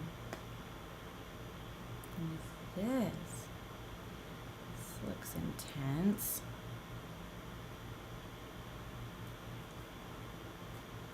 Yeah. 2 of Swords, 5 of Swords, Magician in reverse, the Star. Okay, well, at least that's there. Okay. Are the Virgo energies like too Virgo? Are they Virgoing too hard for even you, Virgo? Because, yeah. Now you know how the rest of us feel. Just kidding. But honestly, the energy right now is a little much. Could you tone it down a small amount?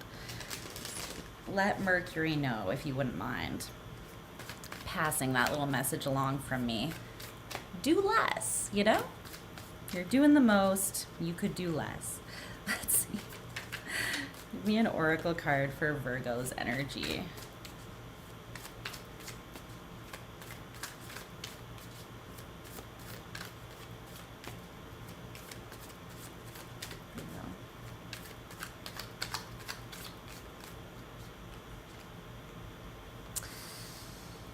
Okay.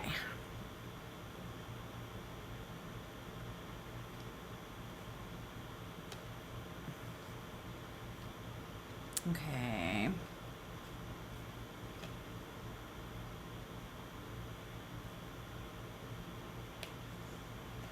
Okay. I do feel like all 3 of these cards, I feel like these ones at the bottom are definitely relevant, so we're taking them all here to look at this. What's going on? For you, Virgo.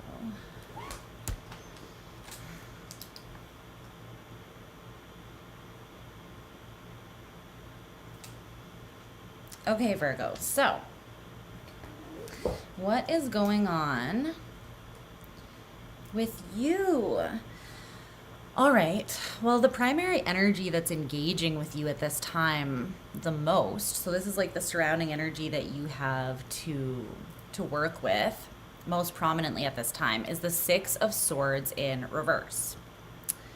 6 of Swords in reverse. And then your experience of this energy, or how you're embodying the energy, is the 7 of Wands in reverse. Everything except for your challenge is in reverse. So I just feel like there's a little bit of a stagnancy.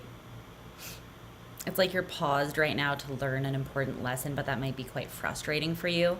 I feel like this Mercury retrograde is really slowing you down. On purpose. It might be frustrating though.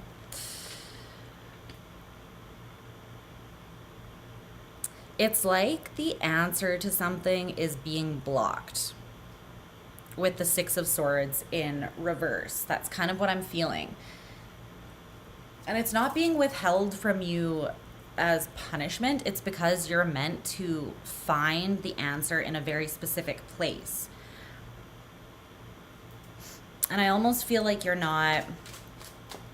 Okay, so I feel like you're meant to find the answer in a very specific place. I feel like your shadow is meant to illuminate something to you. In other words, it's time for a hermit moment, a classic Virgo hermit moment, to go into the dark depths of yourself with this lantern, which is also you, and illuminate something in the shadowlands there that's really going to help you move forwards.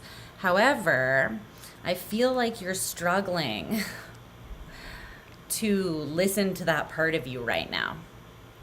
I think that there's something very specific that your shadow has to say, and you're not listening to it for whatever reason. And I feel like all other ways of illumination are kind of being like snuffed out right now, because the answer is here very specifically. What's the Seven of Wands in reverse in Virgo's energy though? What's that?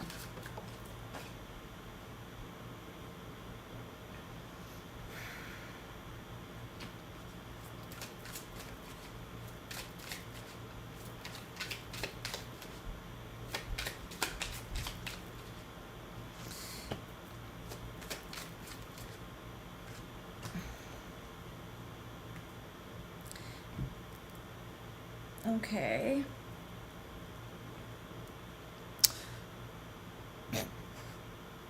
It's like because you can't find the... I think you have been looking for a higher perspective surrounding something. But it's almost like you're not fighting for that anymore. It's like you're not looking for it anymore because you haven't found it in the places that you've searched so far. It's almost like you've just kind of like you're kind of giving up on something here. That's sort of the energy. And it doesn't have to be super like intense, like I'm giving up on life, you know, but it's like there's something where you're just like, I don't really have anything left to give to this. Like, I don't know what I'm meant to invest to fight for this or to find what I'm looking for. I think you're just looking in the wrong place. It's not meant to be so hard to come by. And you are looking for it. I just feel like you need to approach that from this Page of Wands, or it's more of a free-spirited energy. Free-spirited and optimistic and exploratory. So like you don't have to see it as something super deep and heavy that you're going into that hermit space. It's just literally like exploring your own insides. It doesn't have to feel heavy, deep, dense. None of that. But there is something, yeah, you're meant to tap into. Look at this. And it's in a very spiritual way with the Queen of Wands here. It's also very isolated. See how she's got her back? You're very much needing to be in this hermit energy. The Hermit, the High Priestess, and this particular Queen of Wands card all are really pointing out this is like a solo journey that you need to go through, and it's going to come to you intuitively in the silence, in the stillness, in the darkness maybe, but you have to listen for it, which means you have to put yourself in the silence, in the darkness, where that's going to come from. You have to open yourself up to having that experience. What's shifting is Justice in reverse. And the challenge or lesson is the Eight of Pentacles.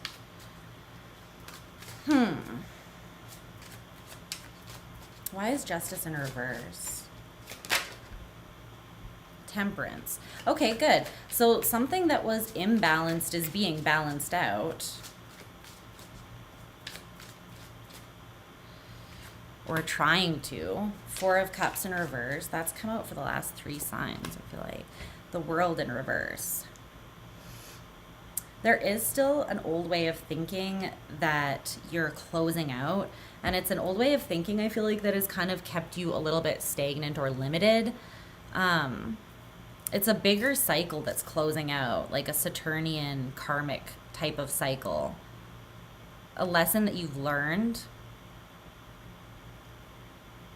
The scales are wanting to be very much balanced here, though, with Justice in reverse and Temperance being what's shifting. It's like the winds or the tides of change are coming in, but they're shifting things into balance, not out of balance. They're not throwing things into disarray. Although that initial shift might feel still like chaos and change and disarray, it's actually happening to move things into balance.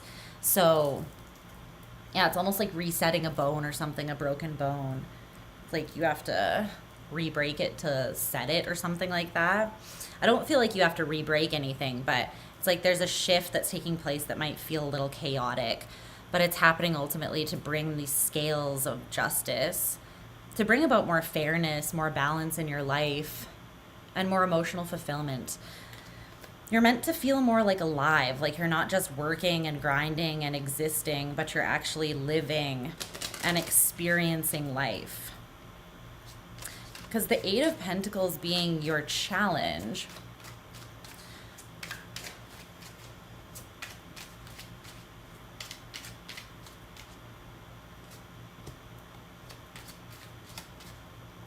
Two of Wands in reverse, 10 of Pentacles, 6 of Cups in reverse, 9 of Pentacles in reverse.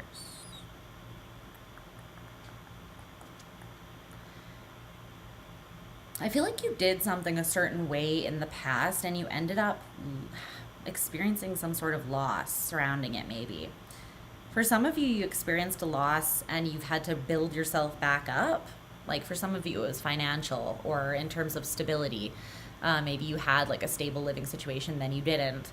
Something like that. And it's like you don't want to put yourself in the same position that you did in the past because you're trying to avoid some sort of tower moment, something crumbling that feels like it's throwing you off balance. But again, I feel like, so you're putting all this energy, like you very much decided that in order to work your way back up to this ultimate level of stability and structure, that you have to work at it a very specific way. But with this Eight of Pentacles, I'm kind of seeing that limiting you or holding you back. It's like you're tangled in this way of doing things because you're very set on not repeating the same mistakes of the past, mistakes, quote unquote. But I feel like you're being asked to look at this shadow or whatever you're considering was a mistake in the past because it actually wasn't. It was a lesson meant to teach you something or illuminate something. But I feel like you're just not listening. So you haven't like integrated that lesson yet. Okay. Your advice is the Hierophant in reverse. And the Eight of Wands in reverse is what's coming on the other side. You've had 2 7s and 2 8s. You might want to look up 7788, or maybe those numbers will be synchronistically important for you the next while. But the Hierophant in reverse talks about doing something a less traditional way, taking a chance to do something your way, or to break the barriers of a previous structure for the sake of expansion, for the sake of growth, to put yourself in maybe a slightly uncomfortable situation so that you can expand, so that you can go where you haven't been before.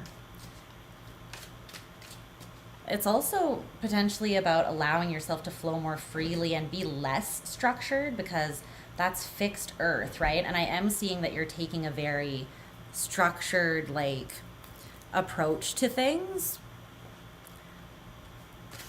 It's very like regimented. It's very Virgo, right? But there is a shift that needs to happen. Ultimately, you are mutable earth.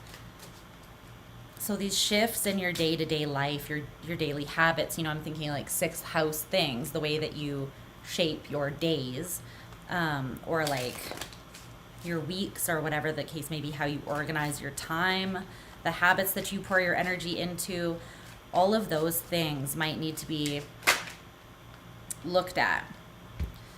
There's something that you're not meant to invest your energy into anymore. This old structure is changing.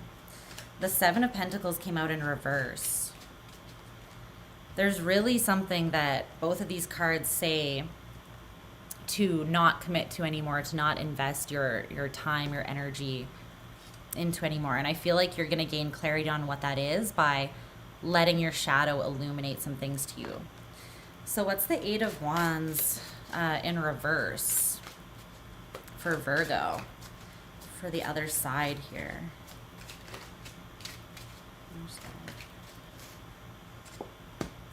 Death.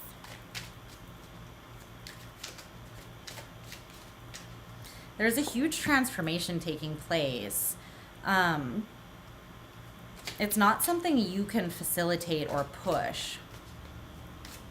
You can just align yourself with it by removing barriers to the shift happening. In other words, things that you've just been doing like the same old for like forever.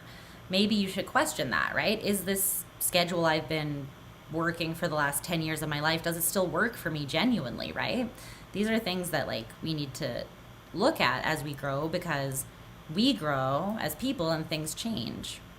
So don't be afraid to address that. Don't feel like it's going to throw your life into disarray, because it's not. It's really going to balance the scales here in some way, making these shifts. Yeah, because there's something you've been invested in and it's not taking you to a successful or like secure place. It's not building a strong foundation. You're not getting the recognition or success that you are worth in this situation, whatever it is. That's what's trying to transform. But it's going to come in, maybe even in Scorpio season, which is coming up, you know, in a couple months here. It's going to come in very organically, like the cycle of life, you know? It's just going to happen organically, but you just kind of have to not stop it from happening organically, right? So just kind of get out of the way of this, and then it will unfold. So that means like make all parts of yourself accessible, give all parts of yourself a voice, okay? And the part that wants to speak will make itself known. All right. We're moving on to Libra.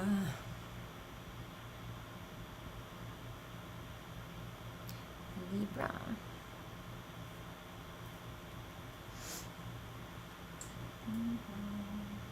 Okay. Let's see.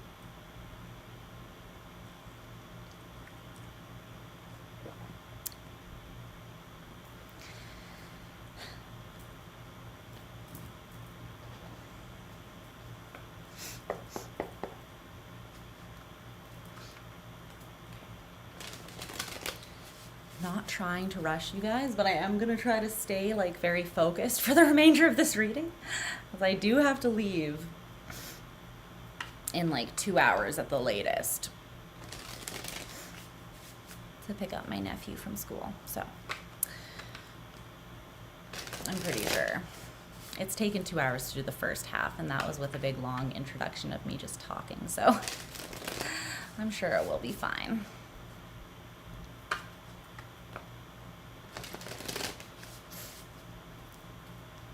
Bye, Lindsay. Love you. Love you. Okay. Messages for Libra.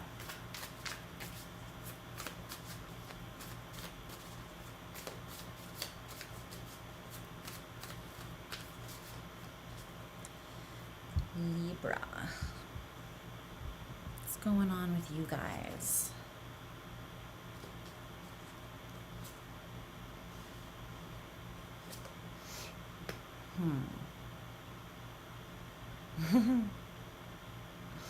Oh my goodness, I'm hearing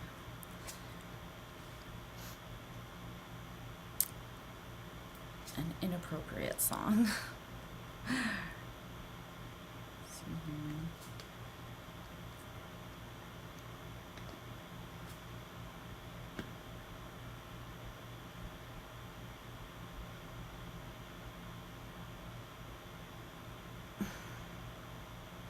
This song is by Doja Cat. I can't remember what the song is.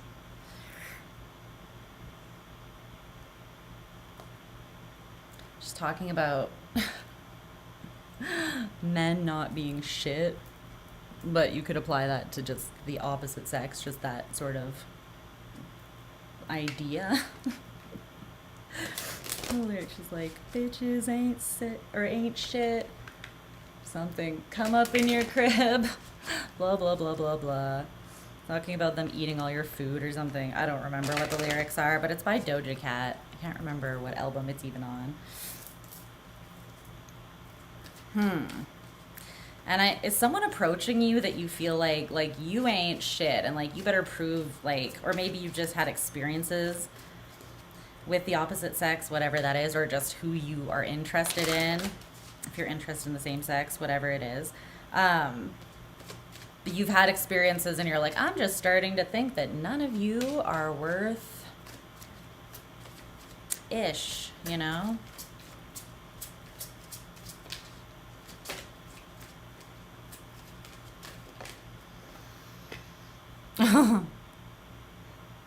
Yeah.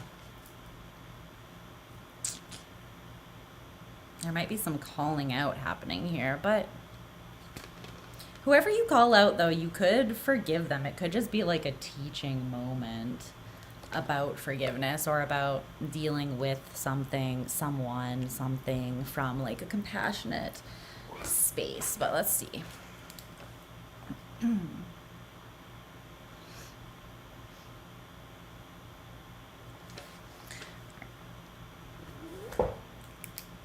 Okay, Libra.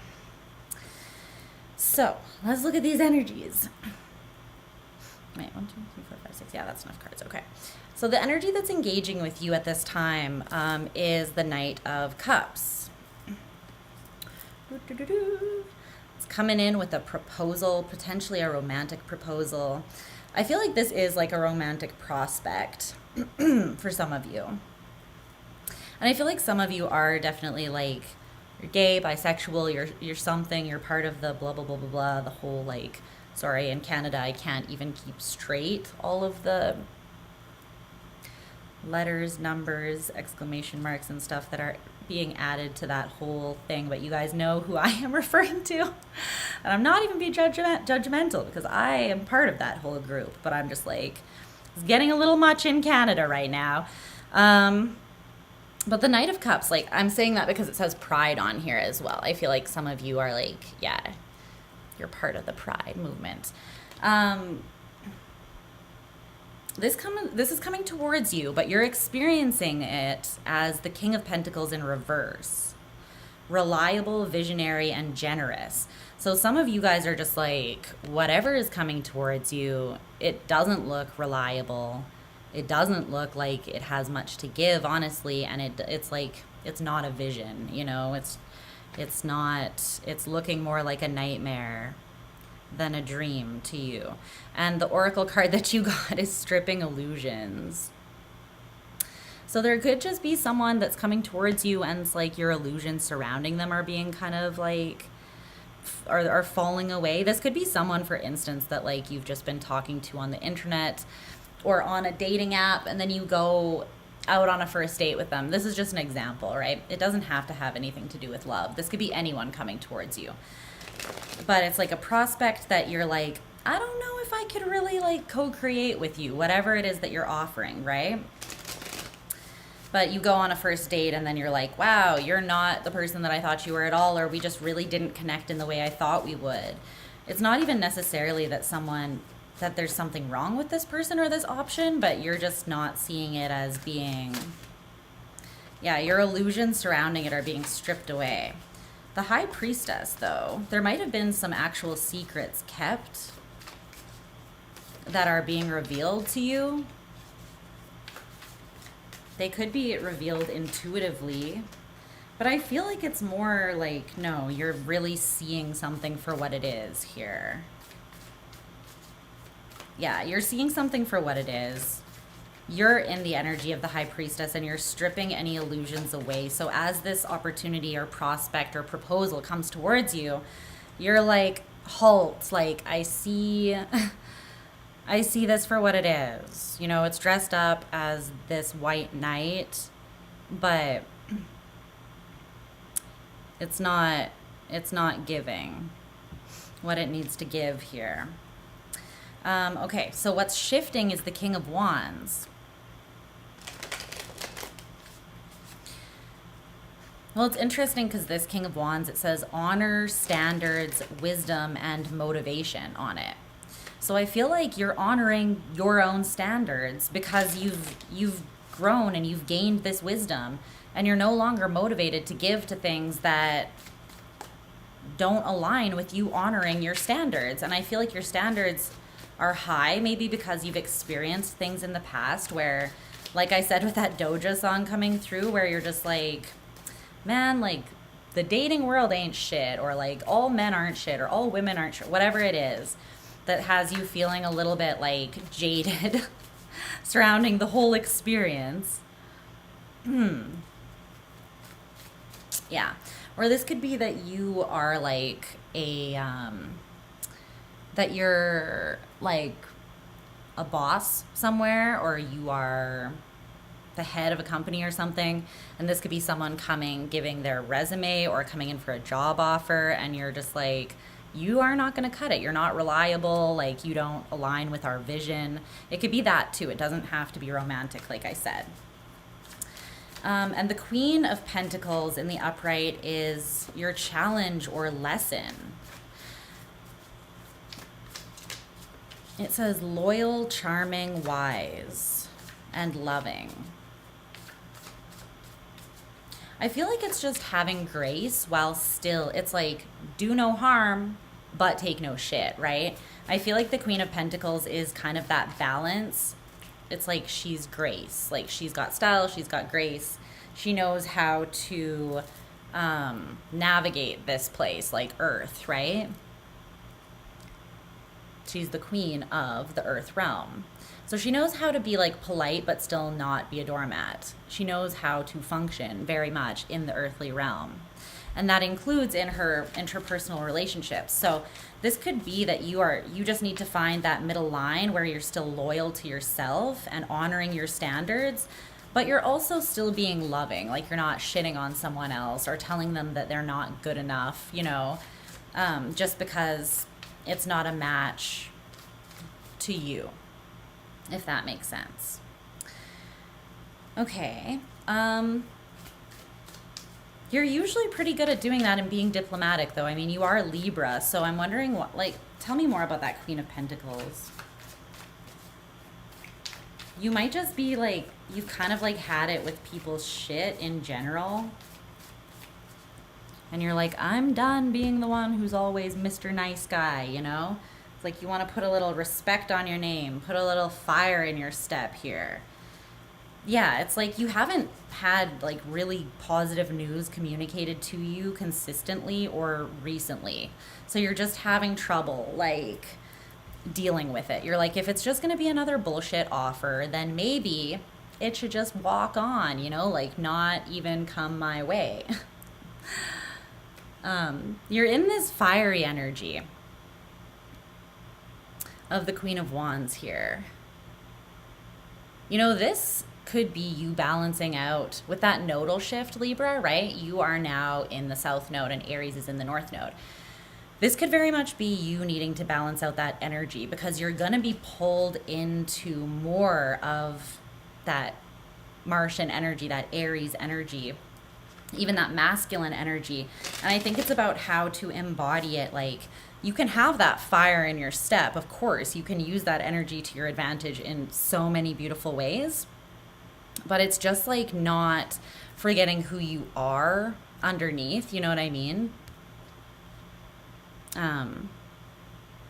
Still staying graceful and in alignment with who you are while learning to embody more of that energy is your challenge, I think. Your advice is the Sun in reverse. It says light, life, and energy. And the Eight of Pentacles in reverse is what's on the other side.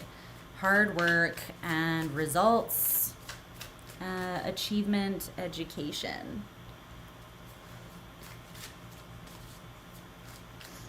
What's the Sun in reverse?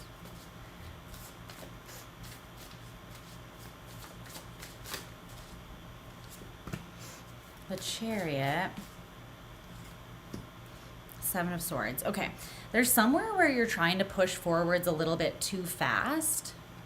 I think it's because you're trying to disconnect from pain and trauma potentially that's just really had you in your head, or it's kept you in maybe an indecisive or harmful space for a while. So it's like there's this choice that I feel like you already got pushed to the limit by something. And so now you have this like clarity, but with the clarity also has come a little bit of, it feels like jadedness. And the jadedness actually like is not reality, or it's not, right? It's just the jadedness is coming from those particular experiences, but it's causing a bit of a blind spot, if that makes sense. It's kind of like going from one side of like, I believe the best in people, and then you get hurt and you're like, people are absolutely terrible, you know, but you go all the way to the other side and you have to kind of find your way back to the middle where you realize bad people can do good things, good people can do bad things. People are people, right? In general. But yeah, it's like you're stripping illusions away and you've gained clarity from your past experiences, but you need to remove the block that jadedness has created or something like that here. It's like this illusion here, I'm seeing it as a cloud that the sun is behind, right? So there's an illusion that needs to be stripped surrounding, and I feel like, I don't know exactly what it's surrounding, but it's like you're rushing to make progress to move away from something that has hurt you. And you're trying to do it quite rapidly, right? But there's something you need to see with the Seven of Swords. It's like it could trip you up if you try to skip this, or if you move forwards at a rapid pace without integrating this lesson or understanding or seeing through this illusion. There's still part of the lesson from these past experiences that's trying to be learned by you, I guess, but I feel like you're kind of missing it. What's the Eight of Pentacles in reverse on the other side? Whoa. The Eight of Wands.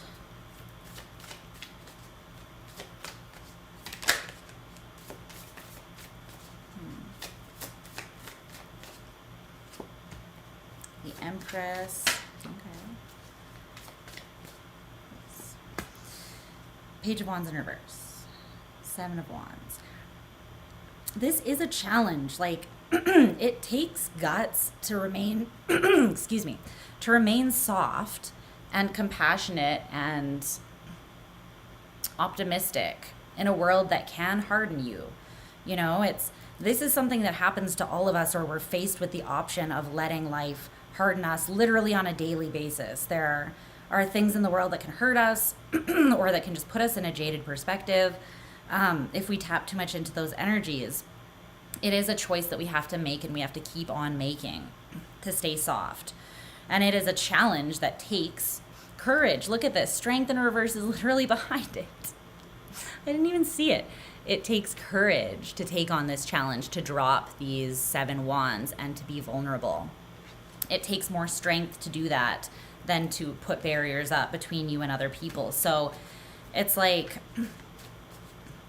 there's something here where you're seeing people more for you're seeing people in terms of like energy and their overall worth, I feel like, and what they offer in that sense, or you're seeing everybody as having value. I feel like you're harmonizing this. You're not focusing so much on like the work people do. I don't know if that makes sense to you guys, but that's what's coming through. What's this Eight of Wands? I feel like you're communicating in more of an optimistic and abundant way in the near future. Okay, so part of this is about you being easier on yourself, especially during Virgo season. There's healing that you can do here. And it's like so the way that okay, I see what it is. The way that you're harshly judging other people at this time is the shadow side of Virgo energy. And it's coming up to teach all of us, if it does come up, right? It's like that judgment that you're making of other people is a judgment that you have surrounding yourself as well. It's like a part of yourself that you're aware of that you really dislike or makes you uncomfortable. Or if you're judging someone else, in more terms of comparison, then it's like it's highlighting something you want and that you can make a personal goal rather than like coveting or like, you know, judging someone else for having something that you truly want. Do you know what I'm saying? So it's like it's bringing light to that. It's meant to bring light to that. If you can see it from that perspective, I feel like that's going to get the energy moving in a much more abundant and just kind of like beneficial way for you. But it starts with having grace for yourself. So it's like, don't judge, really don't judge yourself. Like, take care of yourself here and be radically accepting of what's coming up at this time. That's going to help you see from a more optimistic perspective and just see more clearly. Because whatever this is that the illusion still needs to be stripped away from, it's going to happen for you. I don't feel like something that you really need to like work on, like really over focus on. I think it's something, like I said, that's going to kind of happen naturally. Or did I say that for you, or did I say that for the last sign? I feel like it's going to happen naturally for you, regardless. It's not something you have to put like hard work into or seek like a specific result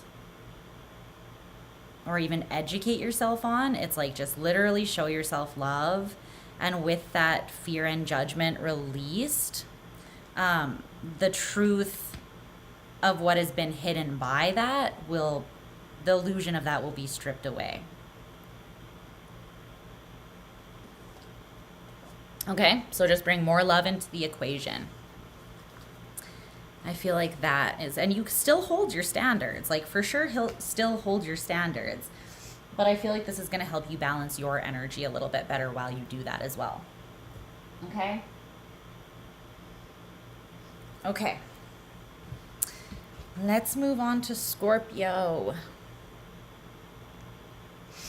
How are my Scorps? Scorpy. Ooh, the Fool wanted to come out. We'll see if that makes its way back.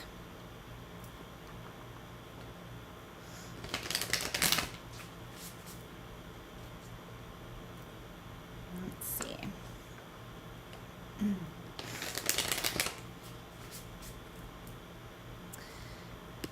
Spirit, tell me about Scorpio. Tap me into Scorpio's energy. What does Scorpio need to know at this time? Okay. Scorpio.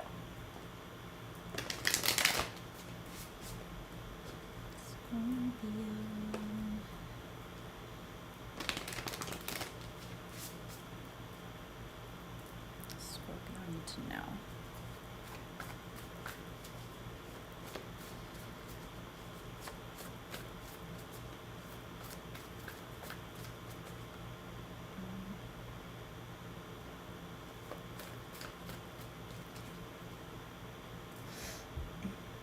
I don't know where Luna went, but I miss her. Bring back your energy. Okay, let's see. What's going on for Scorpio? Why am I not surprised?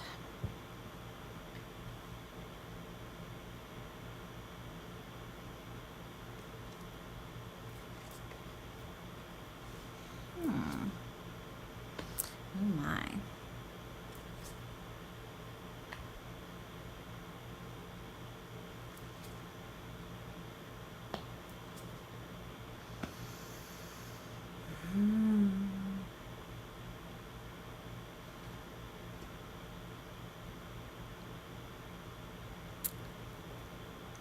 What's going on?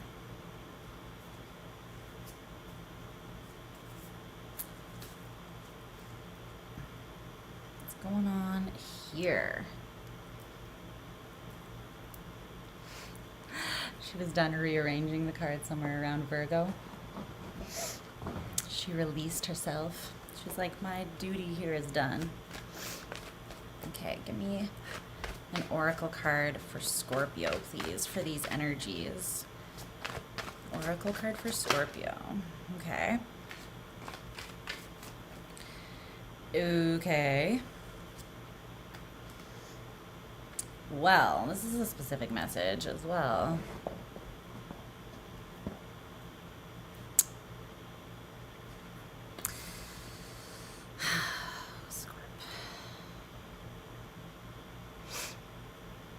I feel like you're playing games with someone here, or someone's playing games with you, but it's like you're not fully...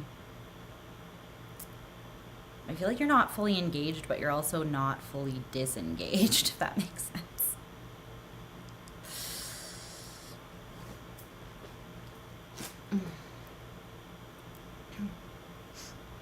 Our houses line. Are you a Scorpio rising too? I always forget what your rising is. The readings resonate, yeah. Well, I'm glad that they do. That's cool too, because then you can just like apply the message to each of your houses. That's sweet. I love Scorpio risings. My homies. Okay. Okay, Scorpio. So it looks like someone is trying to play games with you here. And I feel like, yeah, I feel like although you're not completely engaged in these games, you're also not completely disengaged. Let's just get into it. So the energy that's reaching out to you or trying to engage with you most at this time is the Tower in reverse. So this is Mars energy. And then your signifier, or your experience of this energy is the Queen of Swords in reverse. You're just so not having something.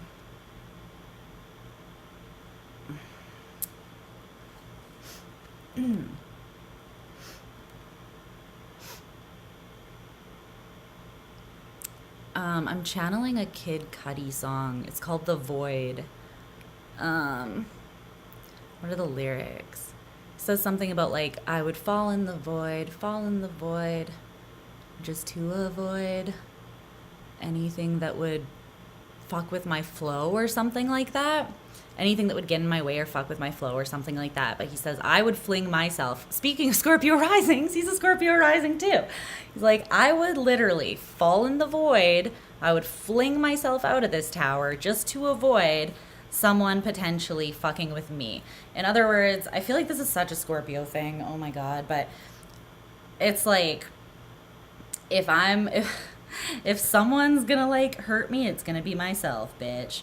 No one else is gonna hurt me. It's gonna be my own masochistic ways, or it's gonna be me in control of how that pain happens versus someone else inflicting it on me. You know? Sometimes I feel like we can self-destruct just because we see something destructive coming from like a mile away, and we're like, I'm gonna control this, if that makes any sense. But the Tower in reverse. What's the Tower in reverse? Dance with the essence of infinity. Yeah. That's definitely some scorpionic shit right there. Welcome to my life as a Pisces Scorpio person. The Tower in reverse. What is this? Whoa. The Five of Swords in reverse, the Wheel of Fortune in reverse. Yeah. Okay, so what's presenting itself to you is something that you are not meant to fuck with. Is this thing on? Scorpio, you're not meant to fuck with this thing, okay? Or this person. It's like, if you see it as being destructive and you see that already from a mile away, then like, and you see the games they're playing, I feel like this is a classic case of like, I can outsmart them because I see through their bullshit.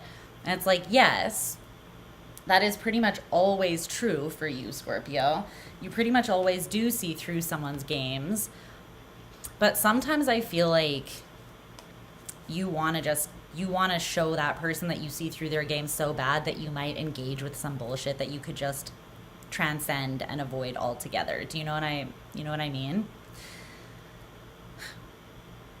I feel like this is a situation you actually are meant to avoid because it's just going to be a tower situation in your life, and it's actually not a necessary one. With the tower showing up in reverse as the energy that is engaging with you, it's like an avoidable tower situation, one that you're actually meant to not engage with the Wheel of Fortune in reverse. Okay, so it's like there's some fuckery cometh knocking. Some fuckery cometh a knocking, Scorpio. But you are in the energy of the Queen of Swords in reverse, which is literally the ain't nobody got time for that card. For real. Like, for real. Just no, you know, like, life's too short for the stupid shit. And I feel like this is actually explained by the oracle cards that came out for you. Because you got this one first, which said being emotionally manipulative isn't very punk rock of you. Like, I feel like you're just like, not cool, man, not cool. But you do see someone being emotionally manipulative. And then the second one that came out is like, me, I don't give a fuck. Narrator, they did in fact give a fuck.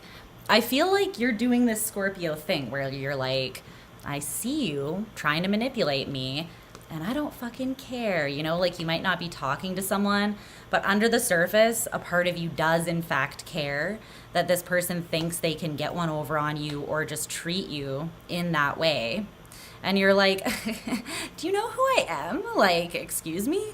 Part of you wants to tell this person or show this person like who they're dealing with. But for some reason, I feel like Spirit is saying this is unnecessary and unhelpful to your progress at this time. So let's see why. So what's shifting? You got Leo in reverse and the Devil. Some of you are dealing with an unhealthy Leo or a Capricorn. You don't have to be. But those are both here. This is someone that is just like 99% ego right now. I am not gonna lie. Some of them are just so in their ego, like as almost a natural state of being, like they're used to being just consistently in their ego, this person. And they're used to playing games and having people engage with them and being able to pull the strings in that way. And for some of them, it's like that's their normal state. They just are an emotionally manipulative person. And it's because they're bored and ambivalent in their own life. Like, they're bored with what they've got going on. And so they manipulate and they create, like, illusions and fuckery just to make their boring existence more exciting, you know? But this is something you're supposed to avoid. But there is something shifting with this devil energy. So I feel like it's coming towards you. And the King of Swords in reverse is your challenge or lesson. While you're in the Queen of Swords in reverse energy, the King of Swords in reverse, I'm almost getting bite your tongue with this. And don't get me wrong, the King of Swords is someone who speaks truth. The thing is, sometimes, you know, silence speaks very loudly as well. You don't always have to get the last word in. In fact, there's a lot more power in just being able to walk away and be like, you're literally not even worth my time, you know, than someone that just keeps trying to engage and carry on the conflict. It's like, I literally just don't have time for it, you know? That's kind of what I'm getting. What's this King of Swords in reverse? Could be dealing with a Gemini as well. There was a Gemini card that showed itself. King of Swords in reverse. The Four of Wands. Yeah, it's like, don't engage with this because you're just giving up your power. Literally. I feel like you're going to be tempted to engage with this in Virgo season, specifically, for some of you. But the Four of Wands and the Three of Coins in reverse, clarifying this King of Swords in reverse. It's like, literally just stay in your happy place where you're free. You know what I mean? This would be like you being in this space and then someone comes around and asks you if you want to hang out. And you know full well this is someone like you don't want in your energy. But what do? You skip off to the tower with them anyways. It's like, just to prove a point, you know, like, don't do that. Don't leave bliss behind just to go to the fire of the tower, just to prove, you know, just deal with the fact internally that a part of you does care that this annoys them, or that this annoys you to some degree, right? So look at the part of you that is getting triggered here by this, that wants to say something. Why do you feel the need to, right? Just let this person learn their own lessons. I feel like the biggest lesson is just you not engaging. Like, I feel like that will drive this person more insane, especially if they're working overtime trying to play games with you, banking on the idea that you will engage. Just disconnect completely, cold turkey, and like never think about them again in life. You know what I mean? That's the real power move here. The Knight of Coins in reverse is your advice. I feel like just literally don't even lift a finger towards this situation.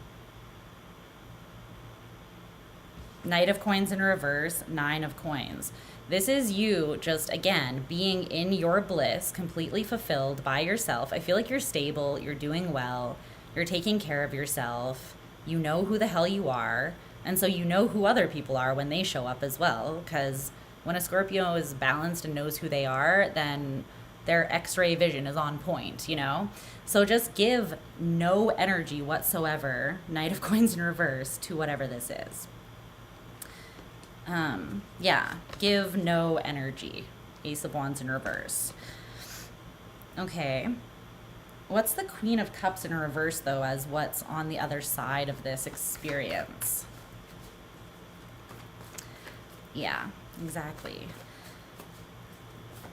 Exactly. So you proving a point to this person would probably be in vain anyways, right? Because it's like they couldn't grasp that lesson if they're not mature enough to understand it anyways. Do you know what I'm saying? There's something here about, like, there's someone here that the lesson you would try to teach them, it would just be falling on deaf ears anyways, because this person is not where you're at. They don't have the same morals, standards, beliefs, whatever it is. Tell me about this Queen of Cups in reverse. Yeah, exactly. Your lesson would entertain.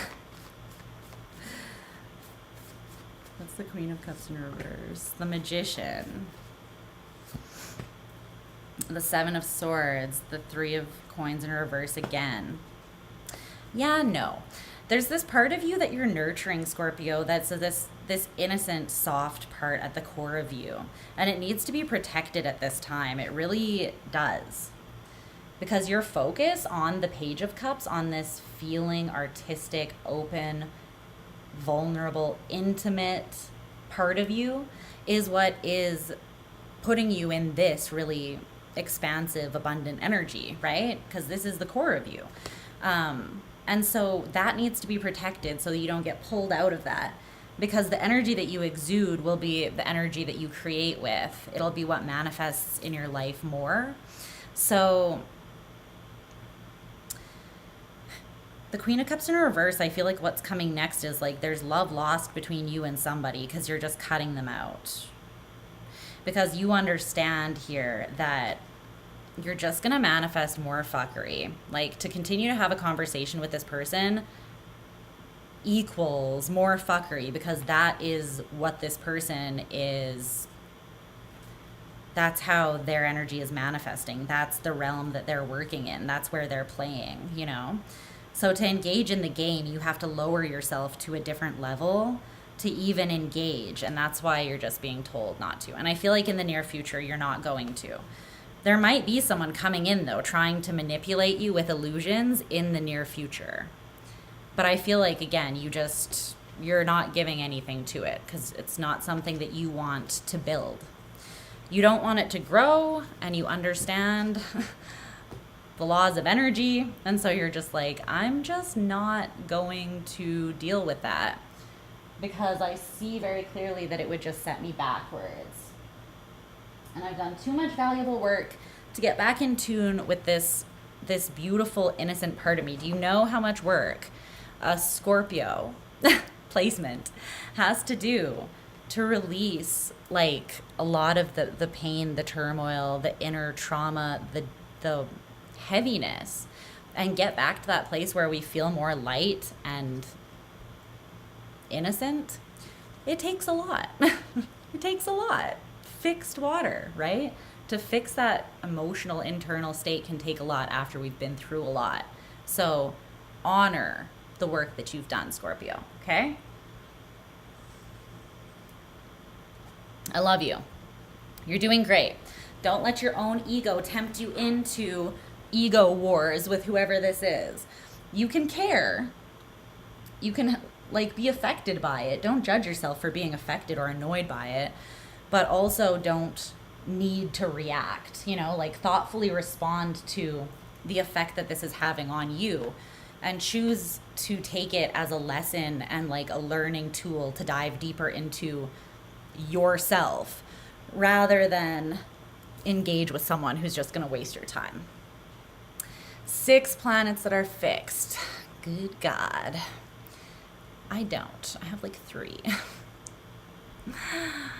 And that's enough. Telling ya. That's enough. Okay. We're moving into Sagittarius. The realm of Sagittarius. Sag. I think that people with lots of planets that are fixed, though, have such a high potential for... I mean, everyone has a high potential for, like, massive growth, but fixed placements have the potential to really, like, crystallize, I feel like, their beliefs and their growth in some way. I don't know if that makes sense. It's just a different path, a different opportunity in this life that your soul chose, right? But I do find that fixed energies are, they can be very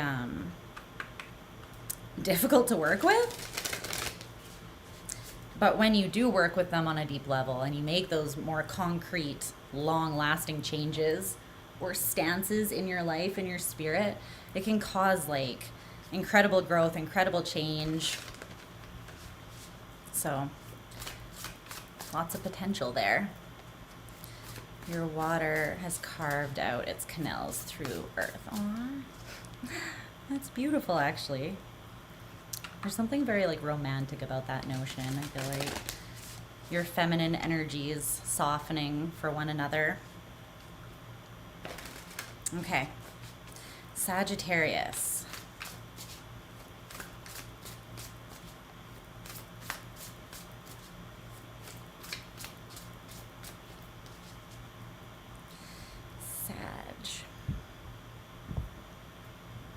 Going on for you, my loves? What is going on? Okay. Well.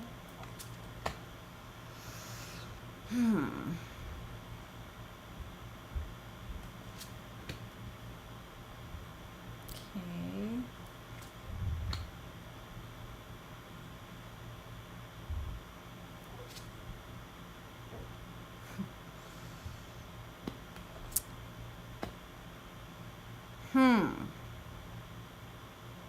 Well, I don't know about this. Yeah, my sidereal, like I look at it and I'm just like, well, I can't even comprehend the implications of that. Like, I'm an Aquarius with like a Sagittarius stellium, and I think I'm a Sag rising too in sidereal. So what's up, Sag? Representing. Okay, well, let's get an oracle card. Gotta see what's going on with you, though, because right now this looks like a little bit of a shit show, I gotta say. Yeah. Wife. I do want to look more into sidereal, though. Libra and Sag, yeah. I think I have Libra too, whereas I also don't have much Libra. I don't have any personal planets in Libra. Okay. What is... Oh. Sag, are we having an intense conversation here? Okay. Aries, Sun, Libra, Moon, and Rising. Ooh.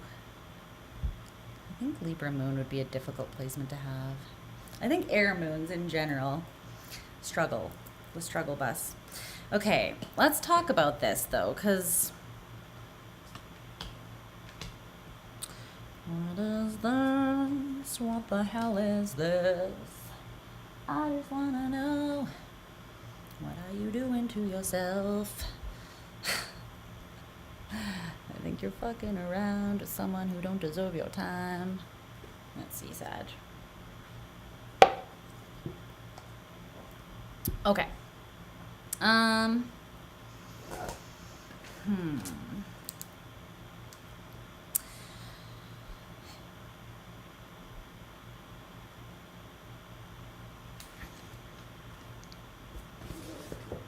Okay, Sag. So,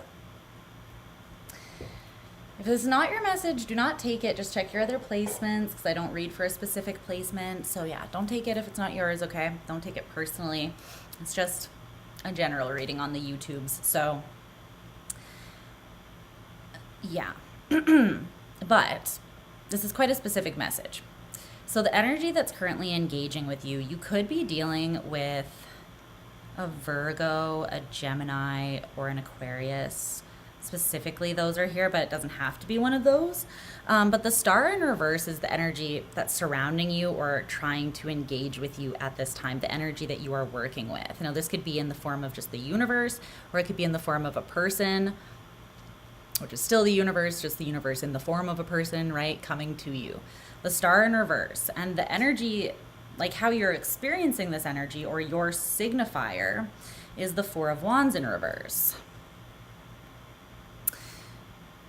Could be better. Could be better.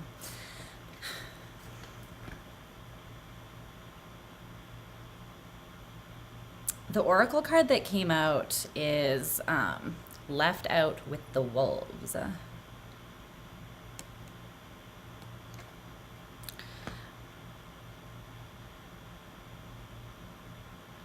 I just heard over you're in over your head. Don't take any of these messages if they're not for you, okay? It's a specific message coming through. There's been really specific messages this whole all signs. So yeah, but for some of you, there is someone that something has fallen apart between the two of you in a relationship sort of sense. The Four of Wands in reverse is how you're experiencing it. So you're feeling the dissolution or the separation between you and this person. And it feels heavy. For some of you, this is just the ending of a relationship. Okay? And you feel like this person kind of left you, just kind of abandoned you, left you out in the cold, left you out with the wolves in some sort of way. To just fend for yourself. I don't know exactly what that means, but you guys will know what that means for you if it resonates with you. But the star in reverse is an energy that is like there's not hope surrounding something, or something is unhealed or not meant to be healed between you and this energy. So then the cards that were at the bottom of the oracle deck, I just feel like I want to mention these. This again won't be everyone's message, but it did catch my attention for a reason. So it went like this, right? The Rainbow Bridge in reverse. This card, it says suppression of a star being by hands unworthy, and then Twin in reverse.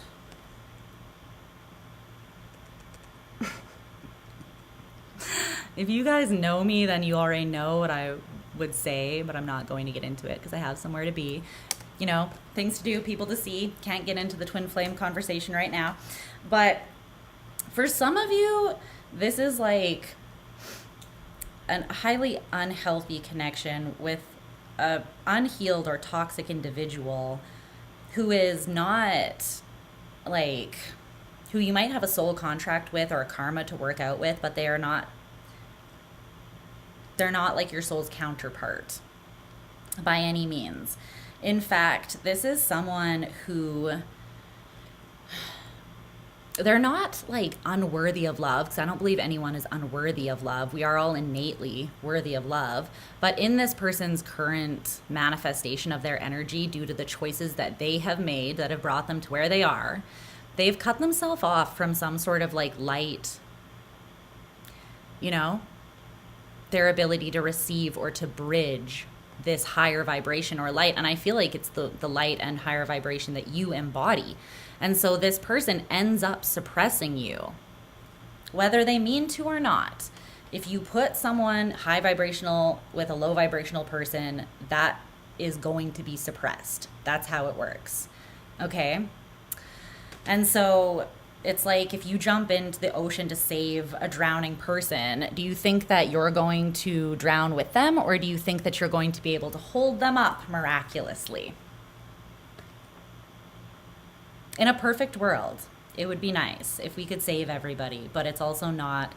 It actually wouldn't be, because then they wouldn't be working out their karma and learning their lessons. You would actually be doing their soul a disservice.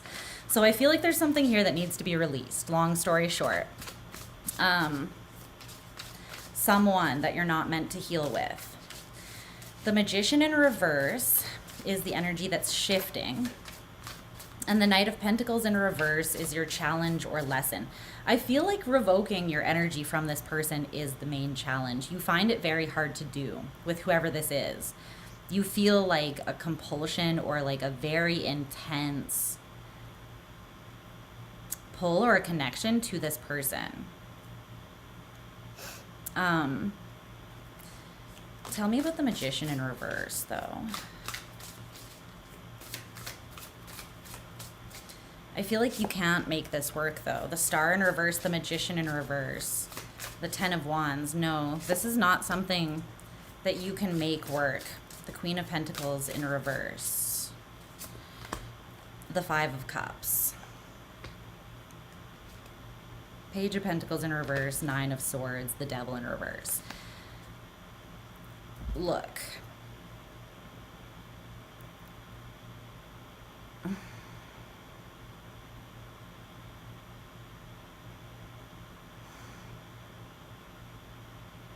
No. It just can't. The cost is too high, Sag. Like you're sacrificing joy. You're sacrificing life, force, energy. You're being suppressed, if this resonates with you, by something or someone here.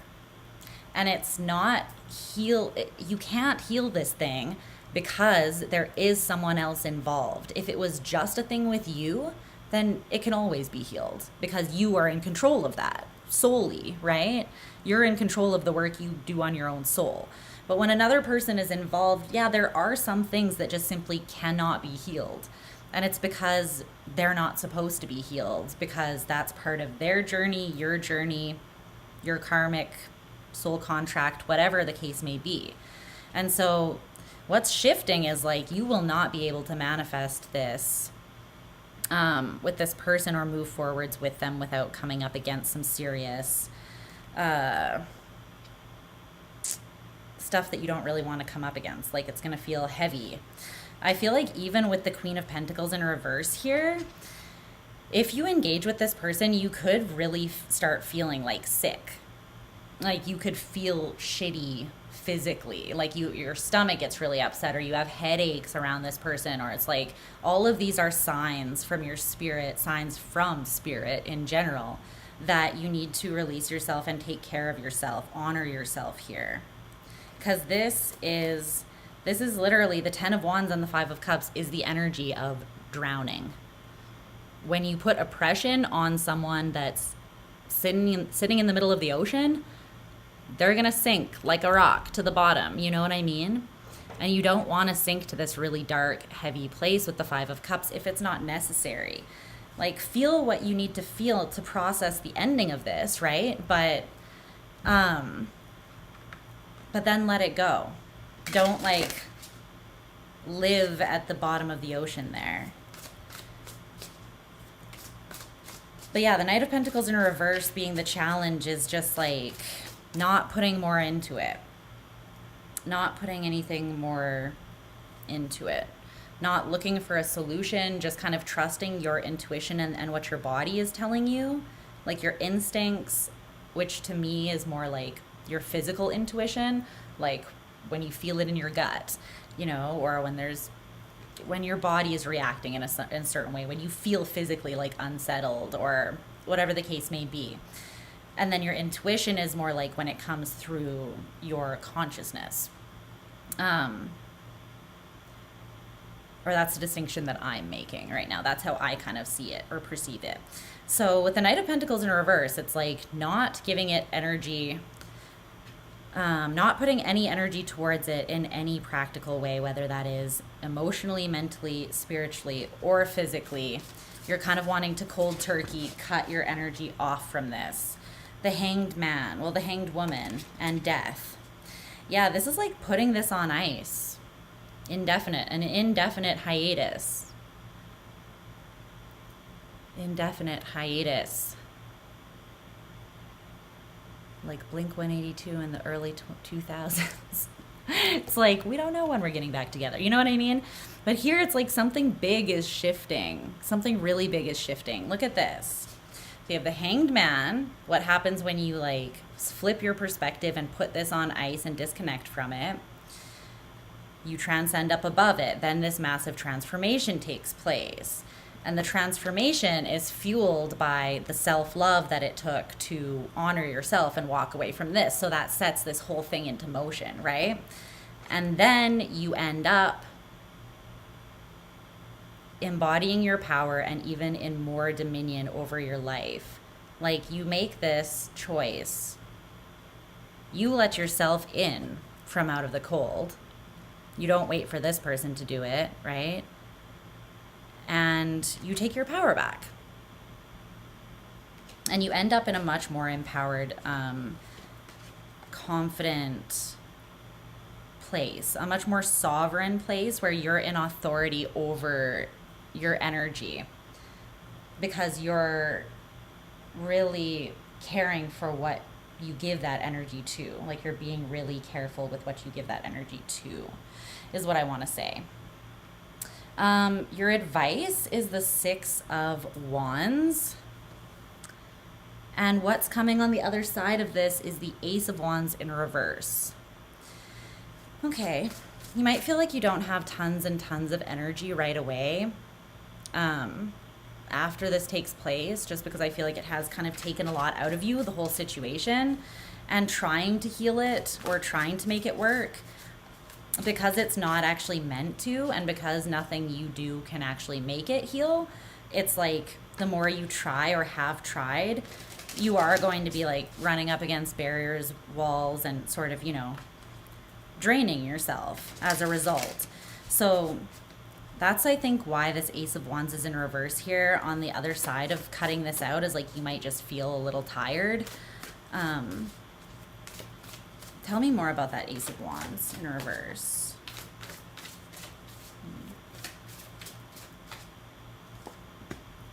The Moon. The Ace of Swords. You've had 3 aces. And the Queen of Wands. Ooh, yes. Yeah, see, there's injustice here.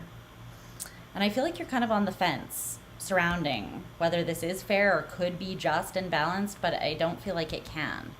Again, justice in reverse. It's like karma not being worked out, or like you having already done the work that you need to do and you've gotten as far with this as you can, but you're not going to get to that balanced, like, oh, I received justice in this situation, because it's meant to be a lesson and a learning tool.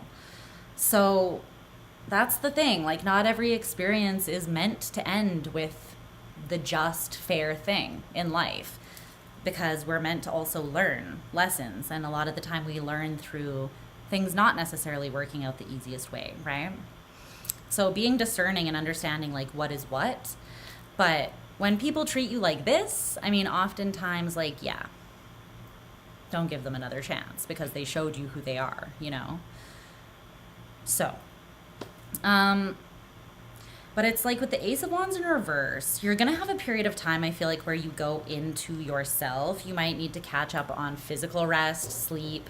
You might be experiencing a lot during your dream time as well. I'm seeing that sleep and nighttime will be very refreshing or like renewing for you in the near future. So yeah, don't be afraid to like, don't feel like you're lazy if you're just taking things slower or more easily with your energy the next while. You do need some time to recover and recuperate. And also in that time with yourself, you're going to have a lot of like epiphanies and realizations. You're also going to get way more the Queen of Wands, you're going to get way more inspired, way more reconnected to your passionate, artistic, romantic sort of side. In other words, you're going to get lit on fire again, and you're going to see the truth of this much more clearly. You might even see the beauty in the situation when you go to those deeper places within you, or maybe you want to transmute the energy through creating and turning it into something else, right? If you are an artist, or maybe you want to just put that energy while you're focusing on yourself into something else so that it doesn't feel like it was such a waste. Like, I went through a really gnarly relationship and breakup a while ago, and I wrote a whole book of fucking poetry about it. And it was like the whole process of me processing and getting better.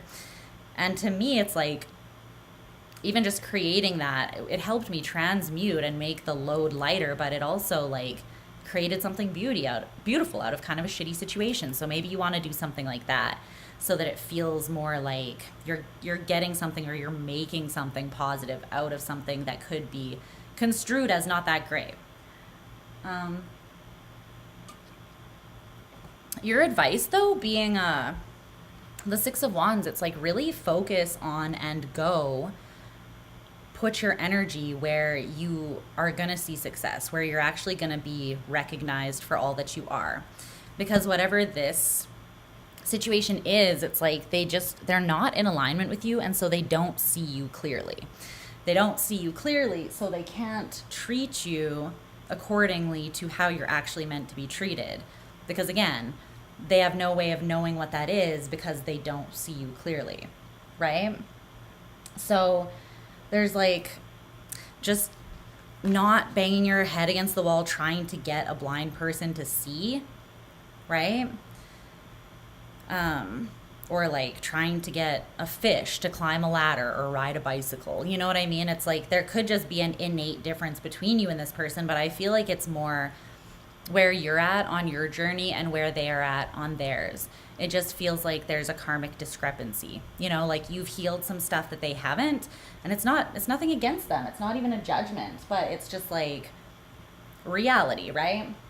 And because there is that discrepancy, they are sort of acting like something that is oppressing your light or pulling you down with their heaviness. And it's heaviness and darkness that you've already worked through and transcended. So you're not meant to put yourself back in that place. And spirit won't even let you, you know, like spirit will stop you. As I said, with what's shifting is the Magician in reverse. You will not be able to bring this into being no matter how hard you try. Some of you, I feel like, you're not going to like that message. And you're either just not ready to hear it, or it's truly not your message. So one way or the other. Don't shoot me for just channeling spirit's message. But yeah, that's what I'm getting for you, Sag, okay? This is about you being able to grow through honoring yourself. Knowing your worth. Not settling, because you are ruled by Jupiter, dude. Like, you are expansive. You're meant to expand. Anything that suppresses you is literally suppressing like your soul's nature. So you really don't want to let that happen. Okay, we're moving on to Capricorn. What's going on, Cappy? What's going on? I have water here. Forgot about it.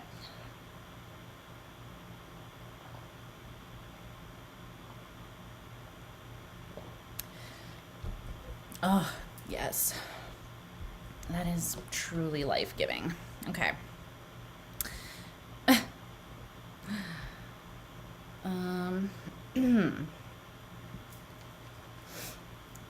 What's going on for Capricorn? What's going on? I said, hey, yeah, yeah, yeah, yeah. Hey, yeah, yeah.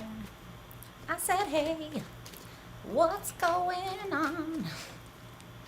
Okay. Capricorn.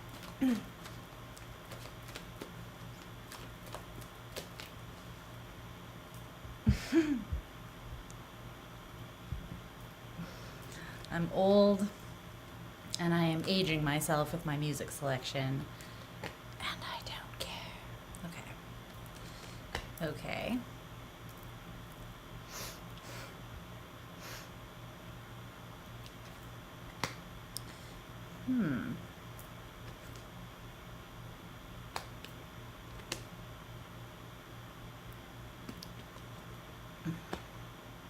Well,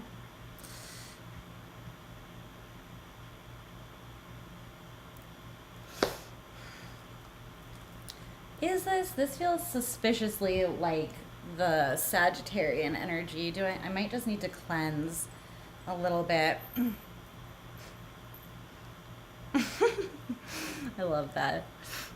Is this the best energy? No. Yeah. See, this is like, you might be, okay, so Capricorn, you might want to check out Sag's reading because you might be going through something similar. Okay, but that wasn't the main message for you guys. So I'm going to cleanse a little bit because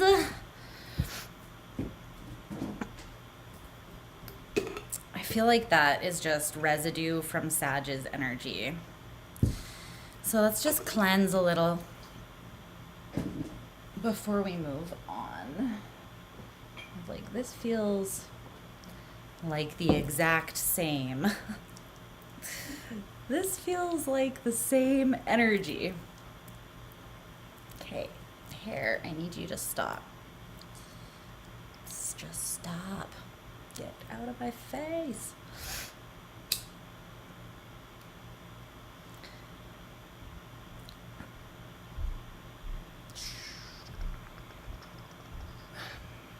Take some dragon's blood sage. Have a little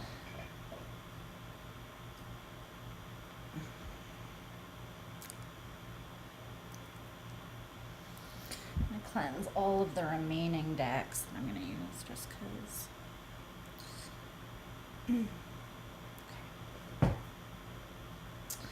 Okay. That's better. Where can I put this? It's not gonna freaking burn. Hold on one second here. Put it in there. Okay.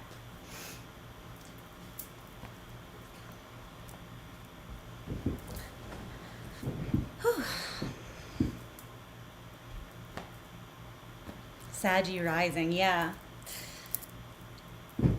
Yeah, if you have Sag in your place or in your chart and you're a Capricorn, or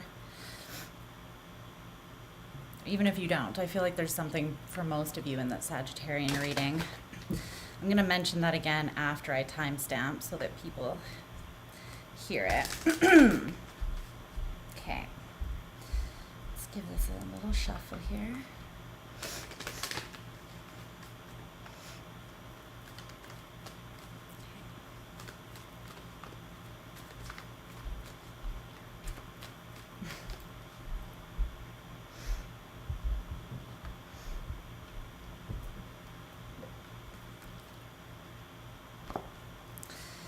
All right, let's see here.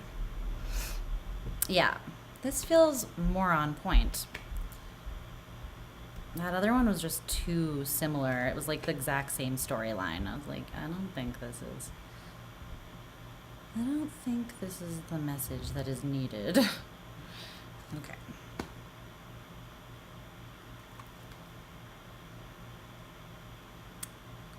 All right. Financial and material changes might be taking place here for you. Okay. Tell me about the energy Capricorn is working with, Spirit. Currently. Energy Capricorn is working with. Great. Nice.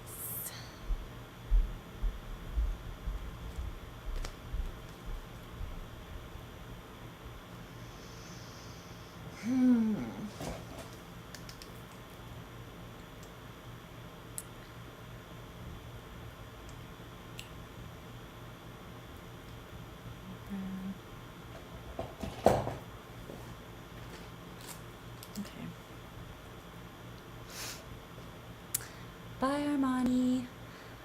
Love ya. Good luck with your dentist appointment. Those are always fun. But yes, I'll see you in Discord. Okay.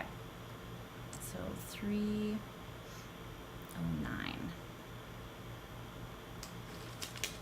Okay. What's up, Capricorn? How are you all doing?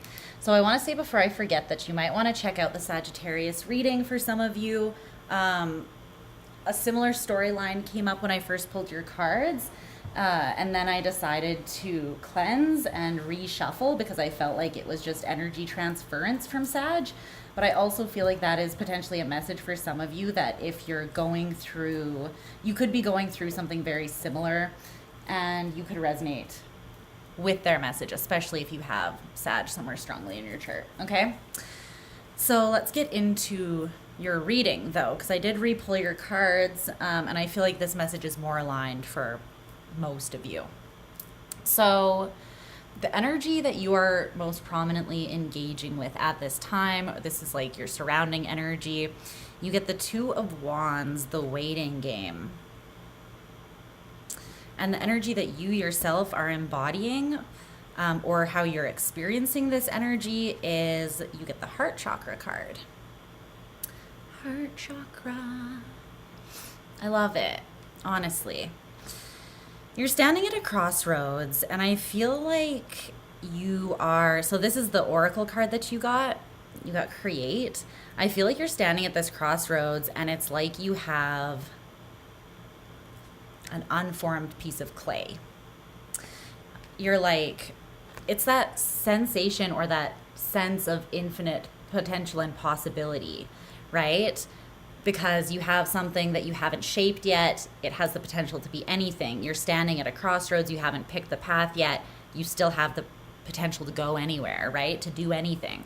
So there's this very like inspired, liberated, free energy. It's like an energy that's here, that's abundant and open, and it's waiting to be molded into something.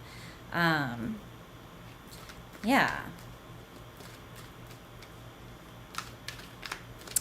There could be something that you are waiting, like you have to wait for something to fall into place too. The Nine of Pentacles, material harvest.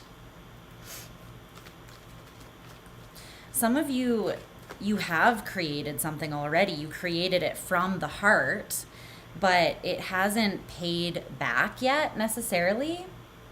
It hasn't created the actual like material abundance that you want, even though you've put so much of your heart and your soul into this. And I feel like it is a reflection because you're coming from this energy, so you're creating from the heart. So this is something that you have channeled or created, yeah, from a very pure, high vibrational place. And so it almost feels like there's this confusion, like, why hasn't it paid off yet? But at the same time, you're trusting because you're in this energy of the heart chakra. And so you're just kind of embracing it. You're like, I know what I've put into this, so I know that it's going to give back. It's just something that I have to be patient surrounding. Right? So you have Temperance and the Nine of Pentacles. You have to be patient for this to pay off, but it's like you know that it's coming because of what you've put into it. It's like knowing that crops are going to grow because you planted them, you watered them, you gave them fertilizer and made sure that they got sun, and etc., etc. Okay. What's shifting is the Two of Swords in reverse, mental conflict. And then your greatest challenge or lesson is the Four of Swords in reverse, rest and rejuvenate. Well, there's some sort of unease within your mind, I feel like. It's like you're trying to be patient, and when you're tapped into your heart space, that's easy to do, right? You can flow and you have that faith, you're in tune with your higher self, and you have that more transcended understanding. You're not coming from your ego, right? But when you're in your head space and you're looking for the answers and you don't yet have them as to why something hasn't worked out, that can cause some unrest in your mind. But what's this Two of Swords in reverse that's shifting? I feel like this mental conflict is going to be removed. It's like a decision is being made where there's currently a waiting game. You're going to make a decision. This is what is shifting. But it's like you have to alleviate some mental conflict first. Stand your ground. There needs to be for sure energetic boundaries here. Even if that's just you with yourself. If you're truly trying to manifest and create right now, right, then know that you have a lot of power to do so, but make sure that you stay as much as possible in this energy so that you're creating from this place. I feel like if there's anything that ends up kind of like holding you back temporarily, it's just going to be that you're not guarding quite well enough against this internal mental conflict. It's trying to close out, but it does require faith. Trust what you know. Okay, now is not a time to doubt, for sure, how far you've come so far or the steps that you've already taken. Now is a time to stand your ground and to reinforce, no, I took these steps, I stand behind them, this is why I did it, period, right? Like, be fully invested in what you have been creating.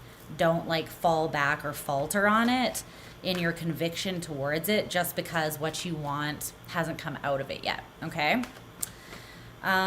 Your advice is balance, which is Libra energy. It's justice.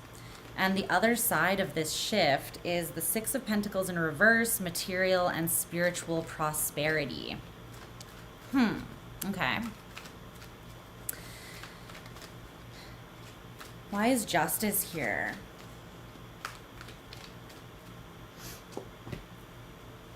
Five of Pentacles in reverse, financial and material changes, temperance in reverse, patience. Okay.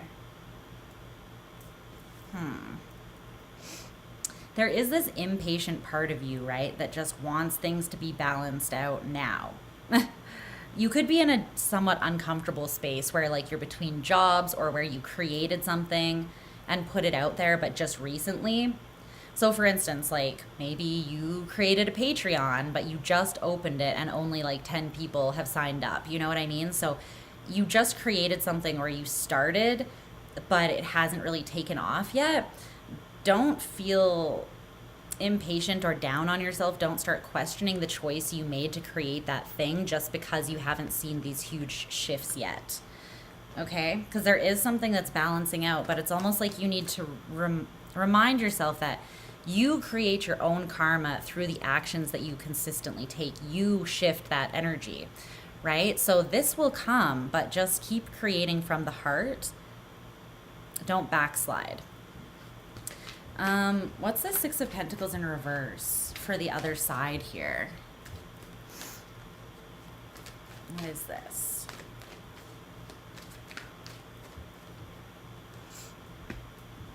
Patience in reverse again. Okay, so temperance is really showing up a lot here. Patience is desperately needed. The Ace of Wands in reverse, passion ignited, and the Empress. Yes. Okay. You really there's a cycle closing out right now, and it's a karmic cycle surrounding you embodying and standing in more of your sovereign power and sovereign energy, okay? So take this powerful stand with the Strength card, Leo energy, because if you don't, you're just creating more obstacles and challenges for yourself by going back, like I said before. And it's like, this is where you get lost in the sauce potentially, right? You look at it and you're like, I still don't have the material and spiritual prosperity that I know I deserve from what I've put in and that I desire deeply. So then you start getting impatient, you start trying to push for it, or your passion starts waning because you're looking at it from a more pessimistic perspective. You're no longer looking at it from the heart, you're looking at it from fear, right? If that's the energy you're coming at it from, then that's the energy that you're going to manifest from, right? That's what's going to expand. So you really want to, it's very important that you stay in this energy as much as possible so that this is what expands. See? Expanding right from the heart of the Empress. Literally, these cards totally go together here, right? You need to expand from the heart. So just be sure that you're doing that. That's a really clear message. But you are creating a masterpiece here. But there is something that you're still learning, which is why it's requiring a little bit of patience from you. I think it's like, it has something to do with the fact that when you're just embodying your own power and your sovereign energy as much as possible in any given moment, and you're grounded in that, you're kind of not needing for anything, you know? You can still have desires. You can still desire to evolve and expand and grow, but you don't need anything. You don't feel desperate to grasp at things that you don't have out of lack, right? And then you don't create more lack because you're not taking lack-based action. So yeah, keeping yourself really aligned is going to be is a lesson you're learning now, and one that you're going to carry forward that's going to be important for you moving forward from this point, Capricorn. So it feels kind of a lot like your what am I trying to say? What's the word that I'm looking for here? Something's being strengthened. It's like your, not your dignity. It's like your honor. Is that the word I'm looking for? No. What am I trying to say?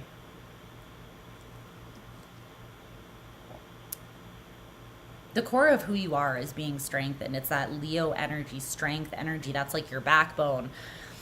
That's like what you're made of, you know?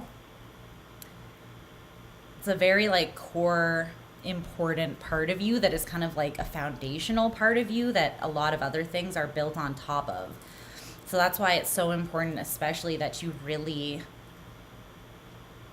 protect that energy of your heart space, because it kind of is the portal through which everything else like flows out of and into.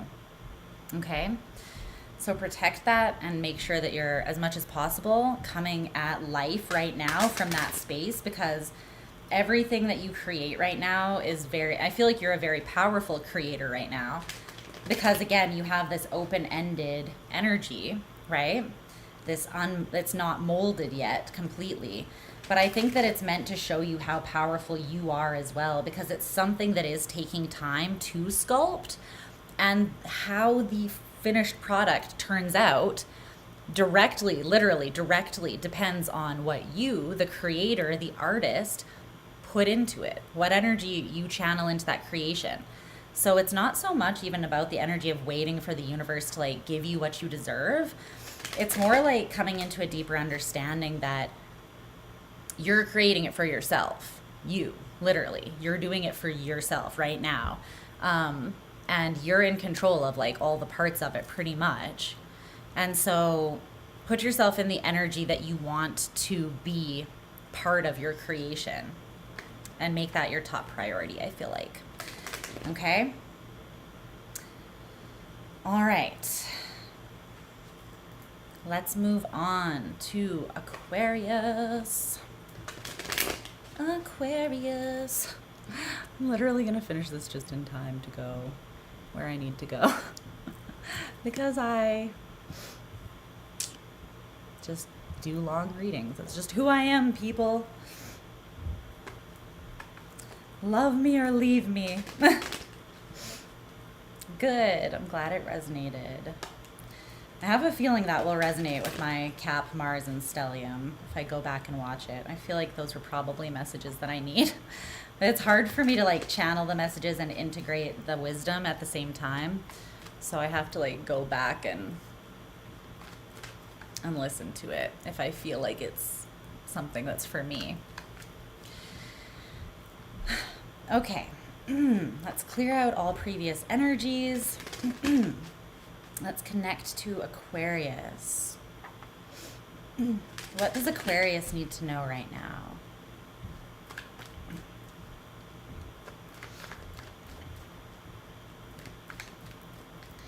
Okay.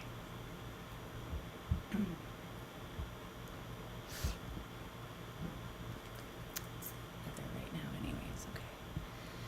It's not that warm out. Aquarius.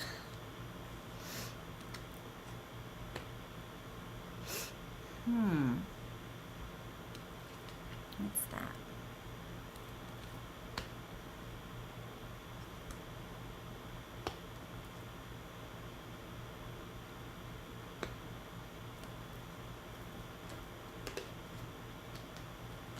Okay. An oracle card for Aquarians energy, please, at this time. Aquarians energy.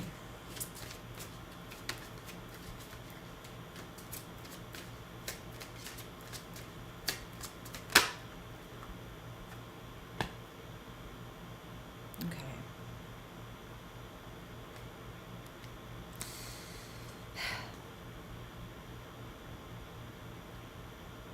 Okay. So what's happening here with Aquarians energy, spirit?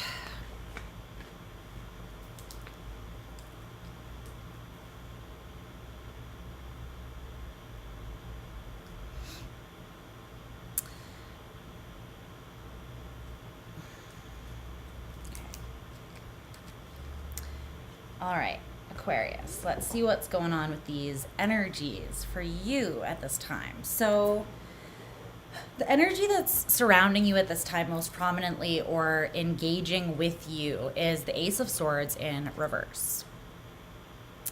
Okay? And then how you're experiencing this energy or responding to it or embodying it is the Eight of Pentacles.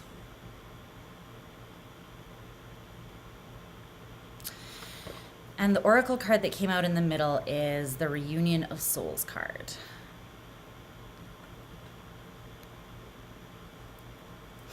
Okay.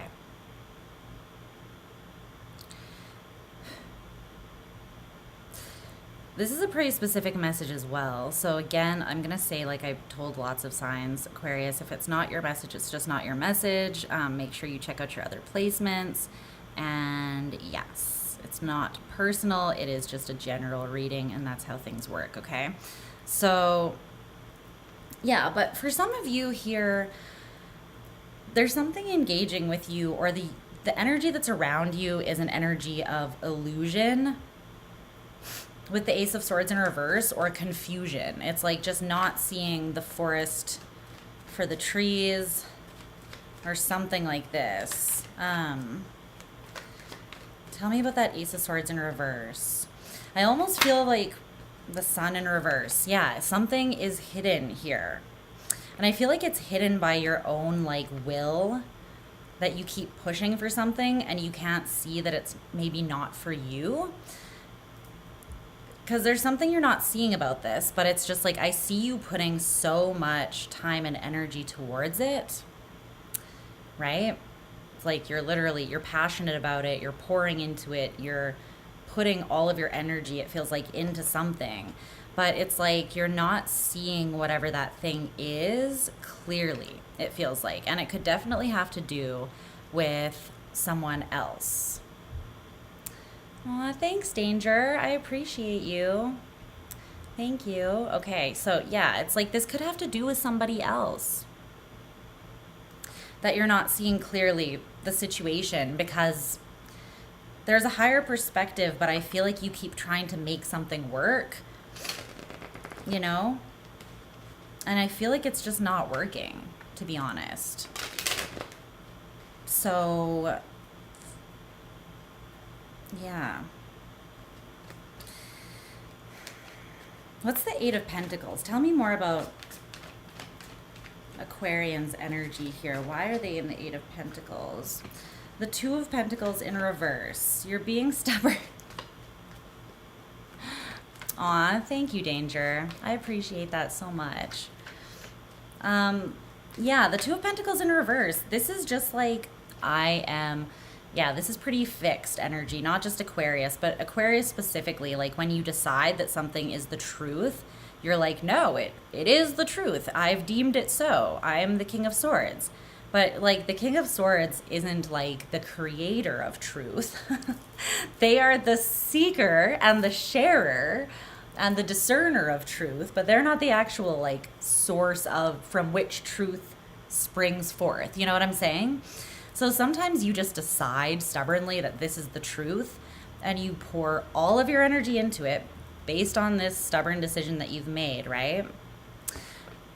And you don't sometimes lift your head to like investigate whether or not you're actually even seeing the thing for what it really is because you've just already made this call, right? And cemented it in your mind, which can then be hard to change once you've already decided something. For a lot of you, this has to do with like a relationship and what role that person is meant to play in your life. For some of you, it's that you're meant to come back together or reunite with another soul. That's what you're putting all your energy and effort towards. And there's something unclear or veiled there that's not true. Okay, so what is shifting is the Eight of Wands in reverse, and the challenge or lesson is the Magician in reverse. This is just like a huge block of energy. Your advice is also the Four of Pentacles, which is more stuck energy, feeling like it's like that fixed, like I'm holding on for dear life energy. But what's shifting is that I feel like you're going to feel no energetic reciprocation whatsoever from whatever this is or whoever this is. They might not talk to you. They might not be talking to you already. Like this could be the card of being blocked or ghosted or something like that. But I feel like it's more in the sense that you're not going to feel their energy the same way that you have been. It's like as much as you work to tap into it, something is going to disconnect from you here energetically, and you're going to feel the disconnect. And I feel like it might feel heavy and it might feel a little intense for you, but it's actually spirit setting you free from something that is not meant to manifest. Because the challenge or the lesson is the Magician in reverse. It's like stop putting your energy towards something or trying to manipulate something. And manipulation doesn't always have to be negative, right? It's like energetic manipulation is what Reiki is, or manifestation technically. But some things you pour your energy into and they refuse to grow the way you want them to. Specifically, other people, right? We don't control other people.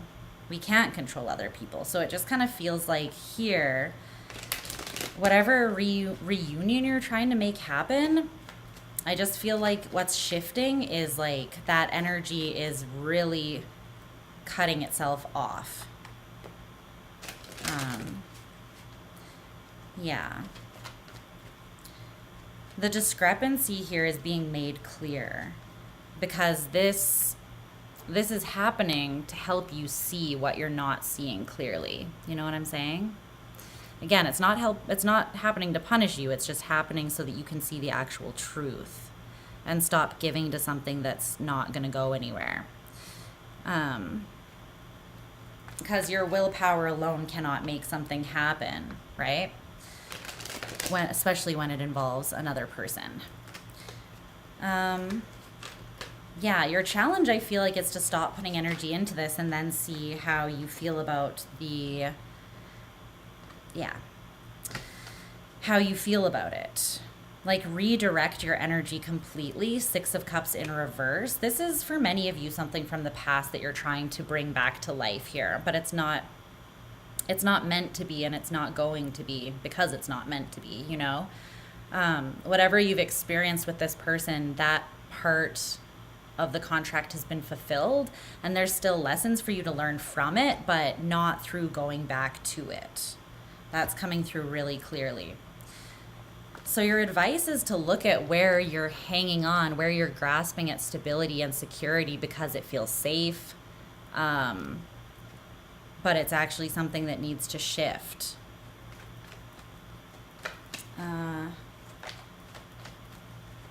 Tell me about this 4 of Pentacles. Advice. It's also about making sure that you're putting your time and energy into something that's going to actually create a solid foundation, right?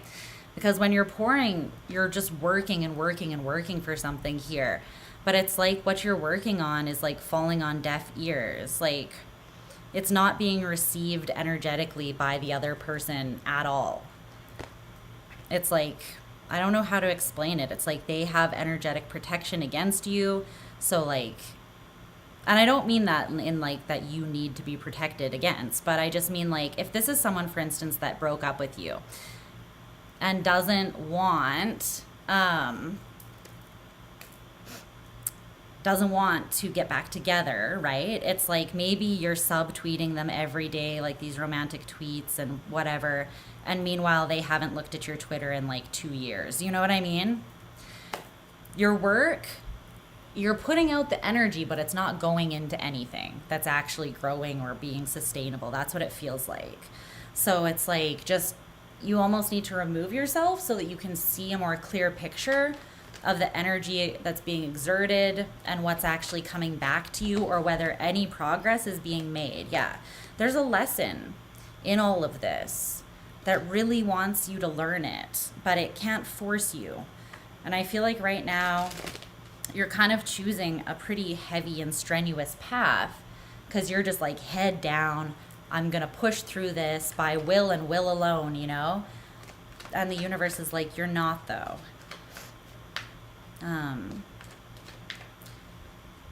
The 9 of Wands in reverse is what's showing up on the other side here of this shift. So you have the 8 of Wands in reverse and the 9 of Wands in reverse. The 8 of Wands is the shift, and the 9 of Wands in reverse is what happens as a result of the shift. I do feel you stop pushing for this. Yeah, and you take a leap in another direction here. The 9 of Wands in reverse is like you stop pushing. You might stop being super defensive about something as well. It's like you're just like, okay, it's like you've been running this race for like 5 years straight or something without taking a water break or just like sitting and resting. I feel like that's what's coming as a result of this. But it's like the energy really cuts itself off from you, and that's, I feel like, what makes you finally feel like you can just take a breather here. And then I feel like once you stop pushing towards that thing, this huge new beginning that's actually meant for you will present itself to you. You'll still have a choice to make, though. You can either make that choice out of fear with the Lovers in reverse, or passion and inspiration. But follow, Aquarius, follow what feels best to you, what actually gives to you, what meets you halfway, like what, when you pour into it, you get some sort of reciprocation back, right? That's good for you. Okay? I feel like what you're doing is like you're reuniting with the part of you that you have kind of been sacrificing for this. It's like you've been sacrificing a part of yourself to chase after something that you really want. But I don't think you realize how much of yourself you've been losing, or you've been separating yourself from important parts of yourself in order to pursue something that is not in pursuit of you, you know? So it's like, don't reject and abandon yourself for something else that's not even paying attention anyways, right? This is about, I feel like, you reuniting with some power, some strength, some truth, and then that's going to lead you down a path that is more aligned with like you honoring yourself and working from a space of self-respect and love, and then you'll actually get what you deserve coming from that space. Okay,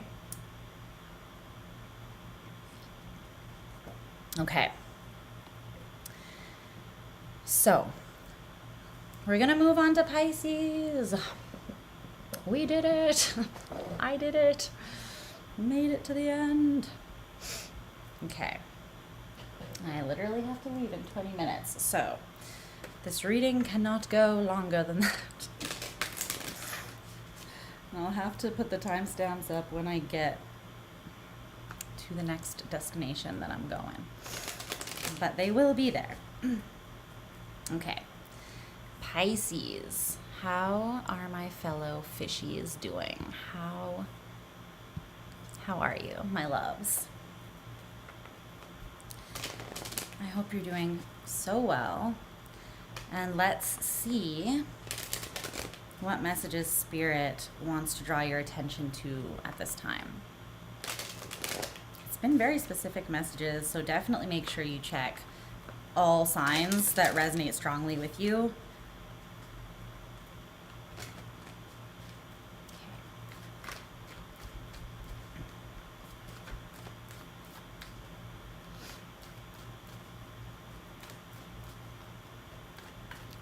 A reader who is a Scorpio rising stalks you and tries to mess with you and then accuses you of that. What the hell?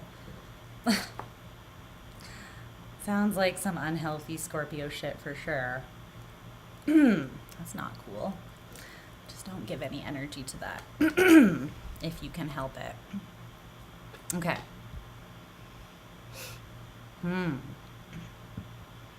What is this?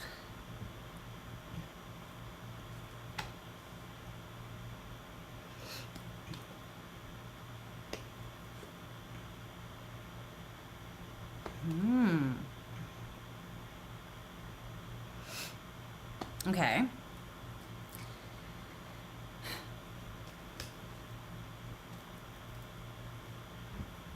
Can I get an oracle card for Pisces? Please tell me about the energy that Pisces is interacting with and working with at this time. Tell me about Pisces. Tell me about Pisces. Oh, no. Whoa.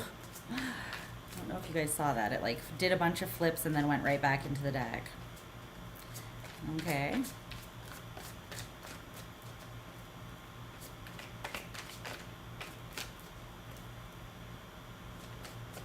Okay.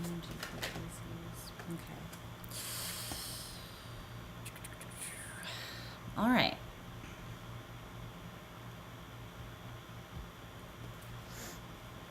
Let's get into this. Whoa. Sorry, Pisces. Let's get into this reading here.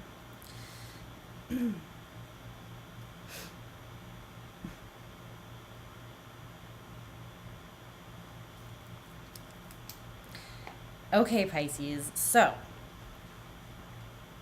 the energies that are happening for you right now.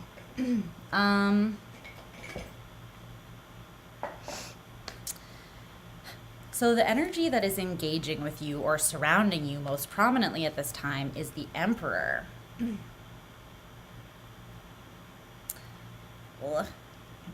Okay. And then the Your experience of this energy, your signifier, or how you are embodying this energy is the Six of Cups. Okay. I need to look more into this to see how I feel about this, because these energies are quite interesting. But the oracle card that you got is this one here, which is funny. She's at a crystal ball and she says, never mind the future, just explain the past. I can't explain, or I can't understand why I do the things I've done. So there's something about the past for sure, because the Six of Cups also can talk about past. So it's like you're definitely looking at the past to understand how you did something at another point in your life. And I feel like what you're looking at potentially, Pisces, is a point in your life where you felt very empowered, where you felt kind of on top of your shit. You felt like you could take on the world, or you could accomplish anything. You felt free, liberated, sovereign, something like that. I feel like you're looking back at a time in your life when you felt that way, because you need to feel that way now. You need to embody that same energy. So it's almost like you're taking notes from the past so that you can embody that energy now. And it's very much available to you, with that Emperor energy being what's reaching out to you. Look at where this node shift is hitting you as well. The Aries North node that's coming through. That's important in some way, I feel like. You're being asked to engage more with this Aries energy in some way. Or no, not where it's hitting you. Just look into the node shift and how that is impacting you specifically, okay? Okay. What's shifting is the Page of Cups. And then your challenge or lesson is the Two of Wands in reverse. Okay. What's shifting is the Page of Cups. I like this. It's coming through as like a return to innocence in some sort of way. Tapping into the magic within you, doing inner child healing as well. Maybe you felt more empowered before a big inner child wound happened. And so you're connecting to the energy from before that trauma took place. What's this Page of Cups for Pisces? You're becoming more inspired as well, artistic. You could be channeling a lot. Pay attention to what you're channeling, because I feel like there is like opportunities in that in some sort of way. If you create something, then maybe you want to share it with others, and maybe that would be really beneficial or helpful, or maybe it would bring you some financial stability or something like that. Pay attention to what you're downloading and channeling at this time. What's this Page of Cups, though? What's shifting? Seven of Swords in reverse. Love it. Four of Wands. Fucking love it. Eight of Wands. Love it to the max, buddy. Two of Cups at the bottom of the deck. Yes. This gives me life. Look at this. You are speeding. You are a speeding freaking bullet. And what are you speeding towards, you might ask? Well, this is what is in the midst of shifting. And it's shifting freaking like fast. With that Eight of Wands, it's shifting very quickly. You're seeing through a lot of your own illusions as you go back to this more innocent place. You're tapping into a totally different part of you and your heart, right? Which is changing your perception of things naturally, because you're seeing them through a different lens. So you're seeing through things that may have been illusions based on fear, based on self-limiting perspectives or self-worth issues for some of you as well.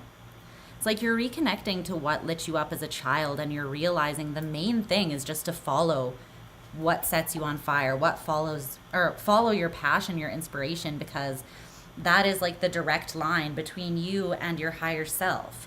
Your higher self is trying to speak to you when you get passionate, when you get inspired about something, and say like, psst, that is happening because that is part of your path. That's in alignment with your core vibration or frequency. So chase that, right? And I feel like you are chasing it. You're chasing the sun here, and it's coming towards you rapidly. For some of you, there's a romantic partner coming towards you rapidly as well, with the Four of Wands and the Two of Cups. Love it. And you're in this Six of Cups energy, but you're not in it in a negative way. I'm not feeling that at all. I'm not feeling like you're stuck in the past in a heavy way. I feel like you're very intentionally revisiting the past to have a deeper understanding of something so you can embody it again. And this is also like this soulmate energy of being super open and receptive to love coming in. Like, that's exactly what this is. So in a way, maybe even without knowing that you're doing it, you are preparing your heart right now for someone else as well, for a connection. But it's happening you're not focused on that. It's just happening as a side effect of you aligning more with yourself, your highest, most powerful embodiment of yourself. Okay? The Two of Wands in reverse as your challenge or lesson. This is like moving courageously down the path that you know is meant for you once it is revealed to you. See, the thing is, right? Yes, this is going to be brought up. This is going to be brought up. This part of you that feels like, the Star in reverse. There's this part of you that when this new opportunity does come to you, Pisces, you feel like an imposter a bit. There's this part of you that still needs to be healed that's going to come up. It's not coming up to make you feel like shit. It's just coming up so that you can, to be highlighted, to be made aware of, so that you can accept it for what it is, which is just like a place where you struggle to really see your own value and worth. And other people see it. You just have this blind spot surrounding yourself that makes you sometimes think like, I can't be as happy as everybody else. Like, I'm meant to help everybody else reach their goals or their highest potential, but never actually get there myself. This is a Piscean distortion, especially. Believing that we're only here to heal and serve others, but never experience this deep fulfillment ourselves is bullshit. Absolute nonsense. Right? So it's like, once you see this beautiful landscape laid out in front of you that you have created through tapping into this powerful energy, make the decision to move courageously or bravely towards it once it is illuminated to you. Believing or having faith that you are worthy of what is being revealed to you on your path. Understand, if it was not meant for you, it would not be on your path. Period. Like, it just wouldn't be there if it wasn't meant for you. So this is very much for you. It has your name on it, Pisces, and the only way you wouldn't get it is by telling yourself that, convincing yourself the lie that it's not for you. Okay? So don't do that. Don't make me come for your ass. That'll do it. Okay, so your advice is the Magician. And on the other side of this shift is the Ace of Swords in reverse. What's that? Okay, but your advice is just lean into what you're manifesting here. Yeah, you're manifesting these beautiful new opportunities, right? Page of Coins, the Magician, the Page of Cups. You're pouring beautiful energy. So, like, accept the responsibility of that. Do it with intention. Layer your intention. Like, you know how to manifest, Pisces, right? It's all about being in the now, being in your power, and being as intentional as possible in the now, in every moment, right? Which is essentially the idea of mindfulness.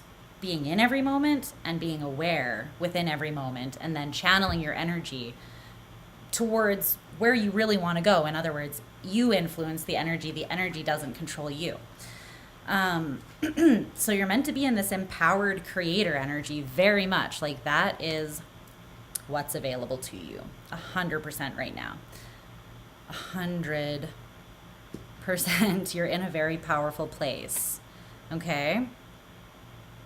Don't let your past limit you either. Like, this revisiting of the past is positive if you're using it to empower yourself, but don't hold yourself. Don't be like, that's the best I experienced in the past. I'm just trying to relive my glory days. No, you're not. You're trying to remind yourself of what you're capable of and then surpass that, because you've come so much further since you were last in your power in that way, right? So you're meant to surpass it. So don't make like recapturing that time of your life the goal. Aim bigger than that. But what is this Ace of Swords in reverse here? Let's see.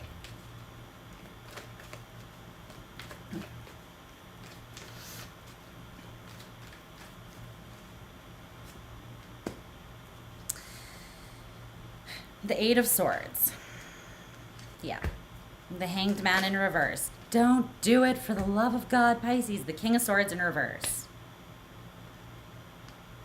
Bitch. I swear to God.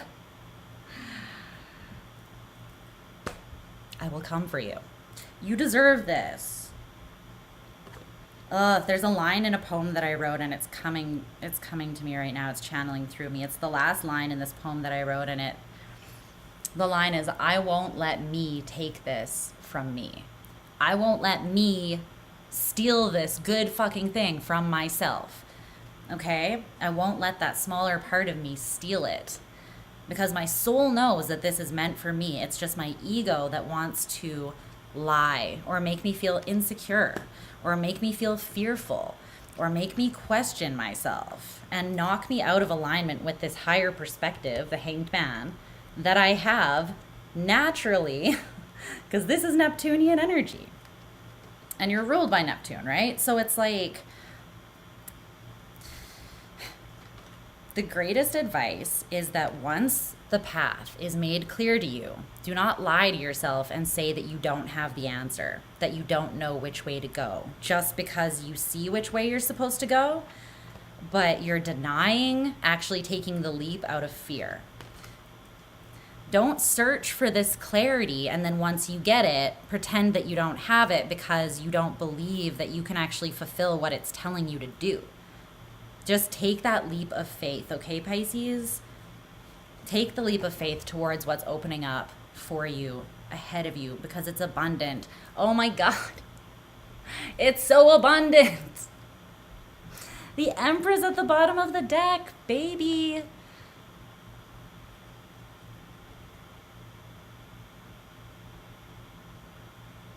Need I say more? I don't think so. I don't think so. This is the energy that you already know how to tap in to from the past that you're reconnecting to.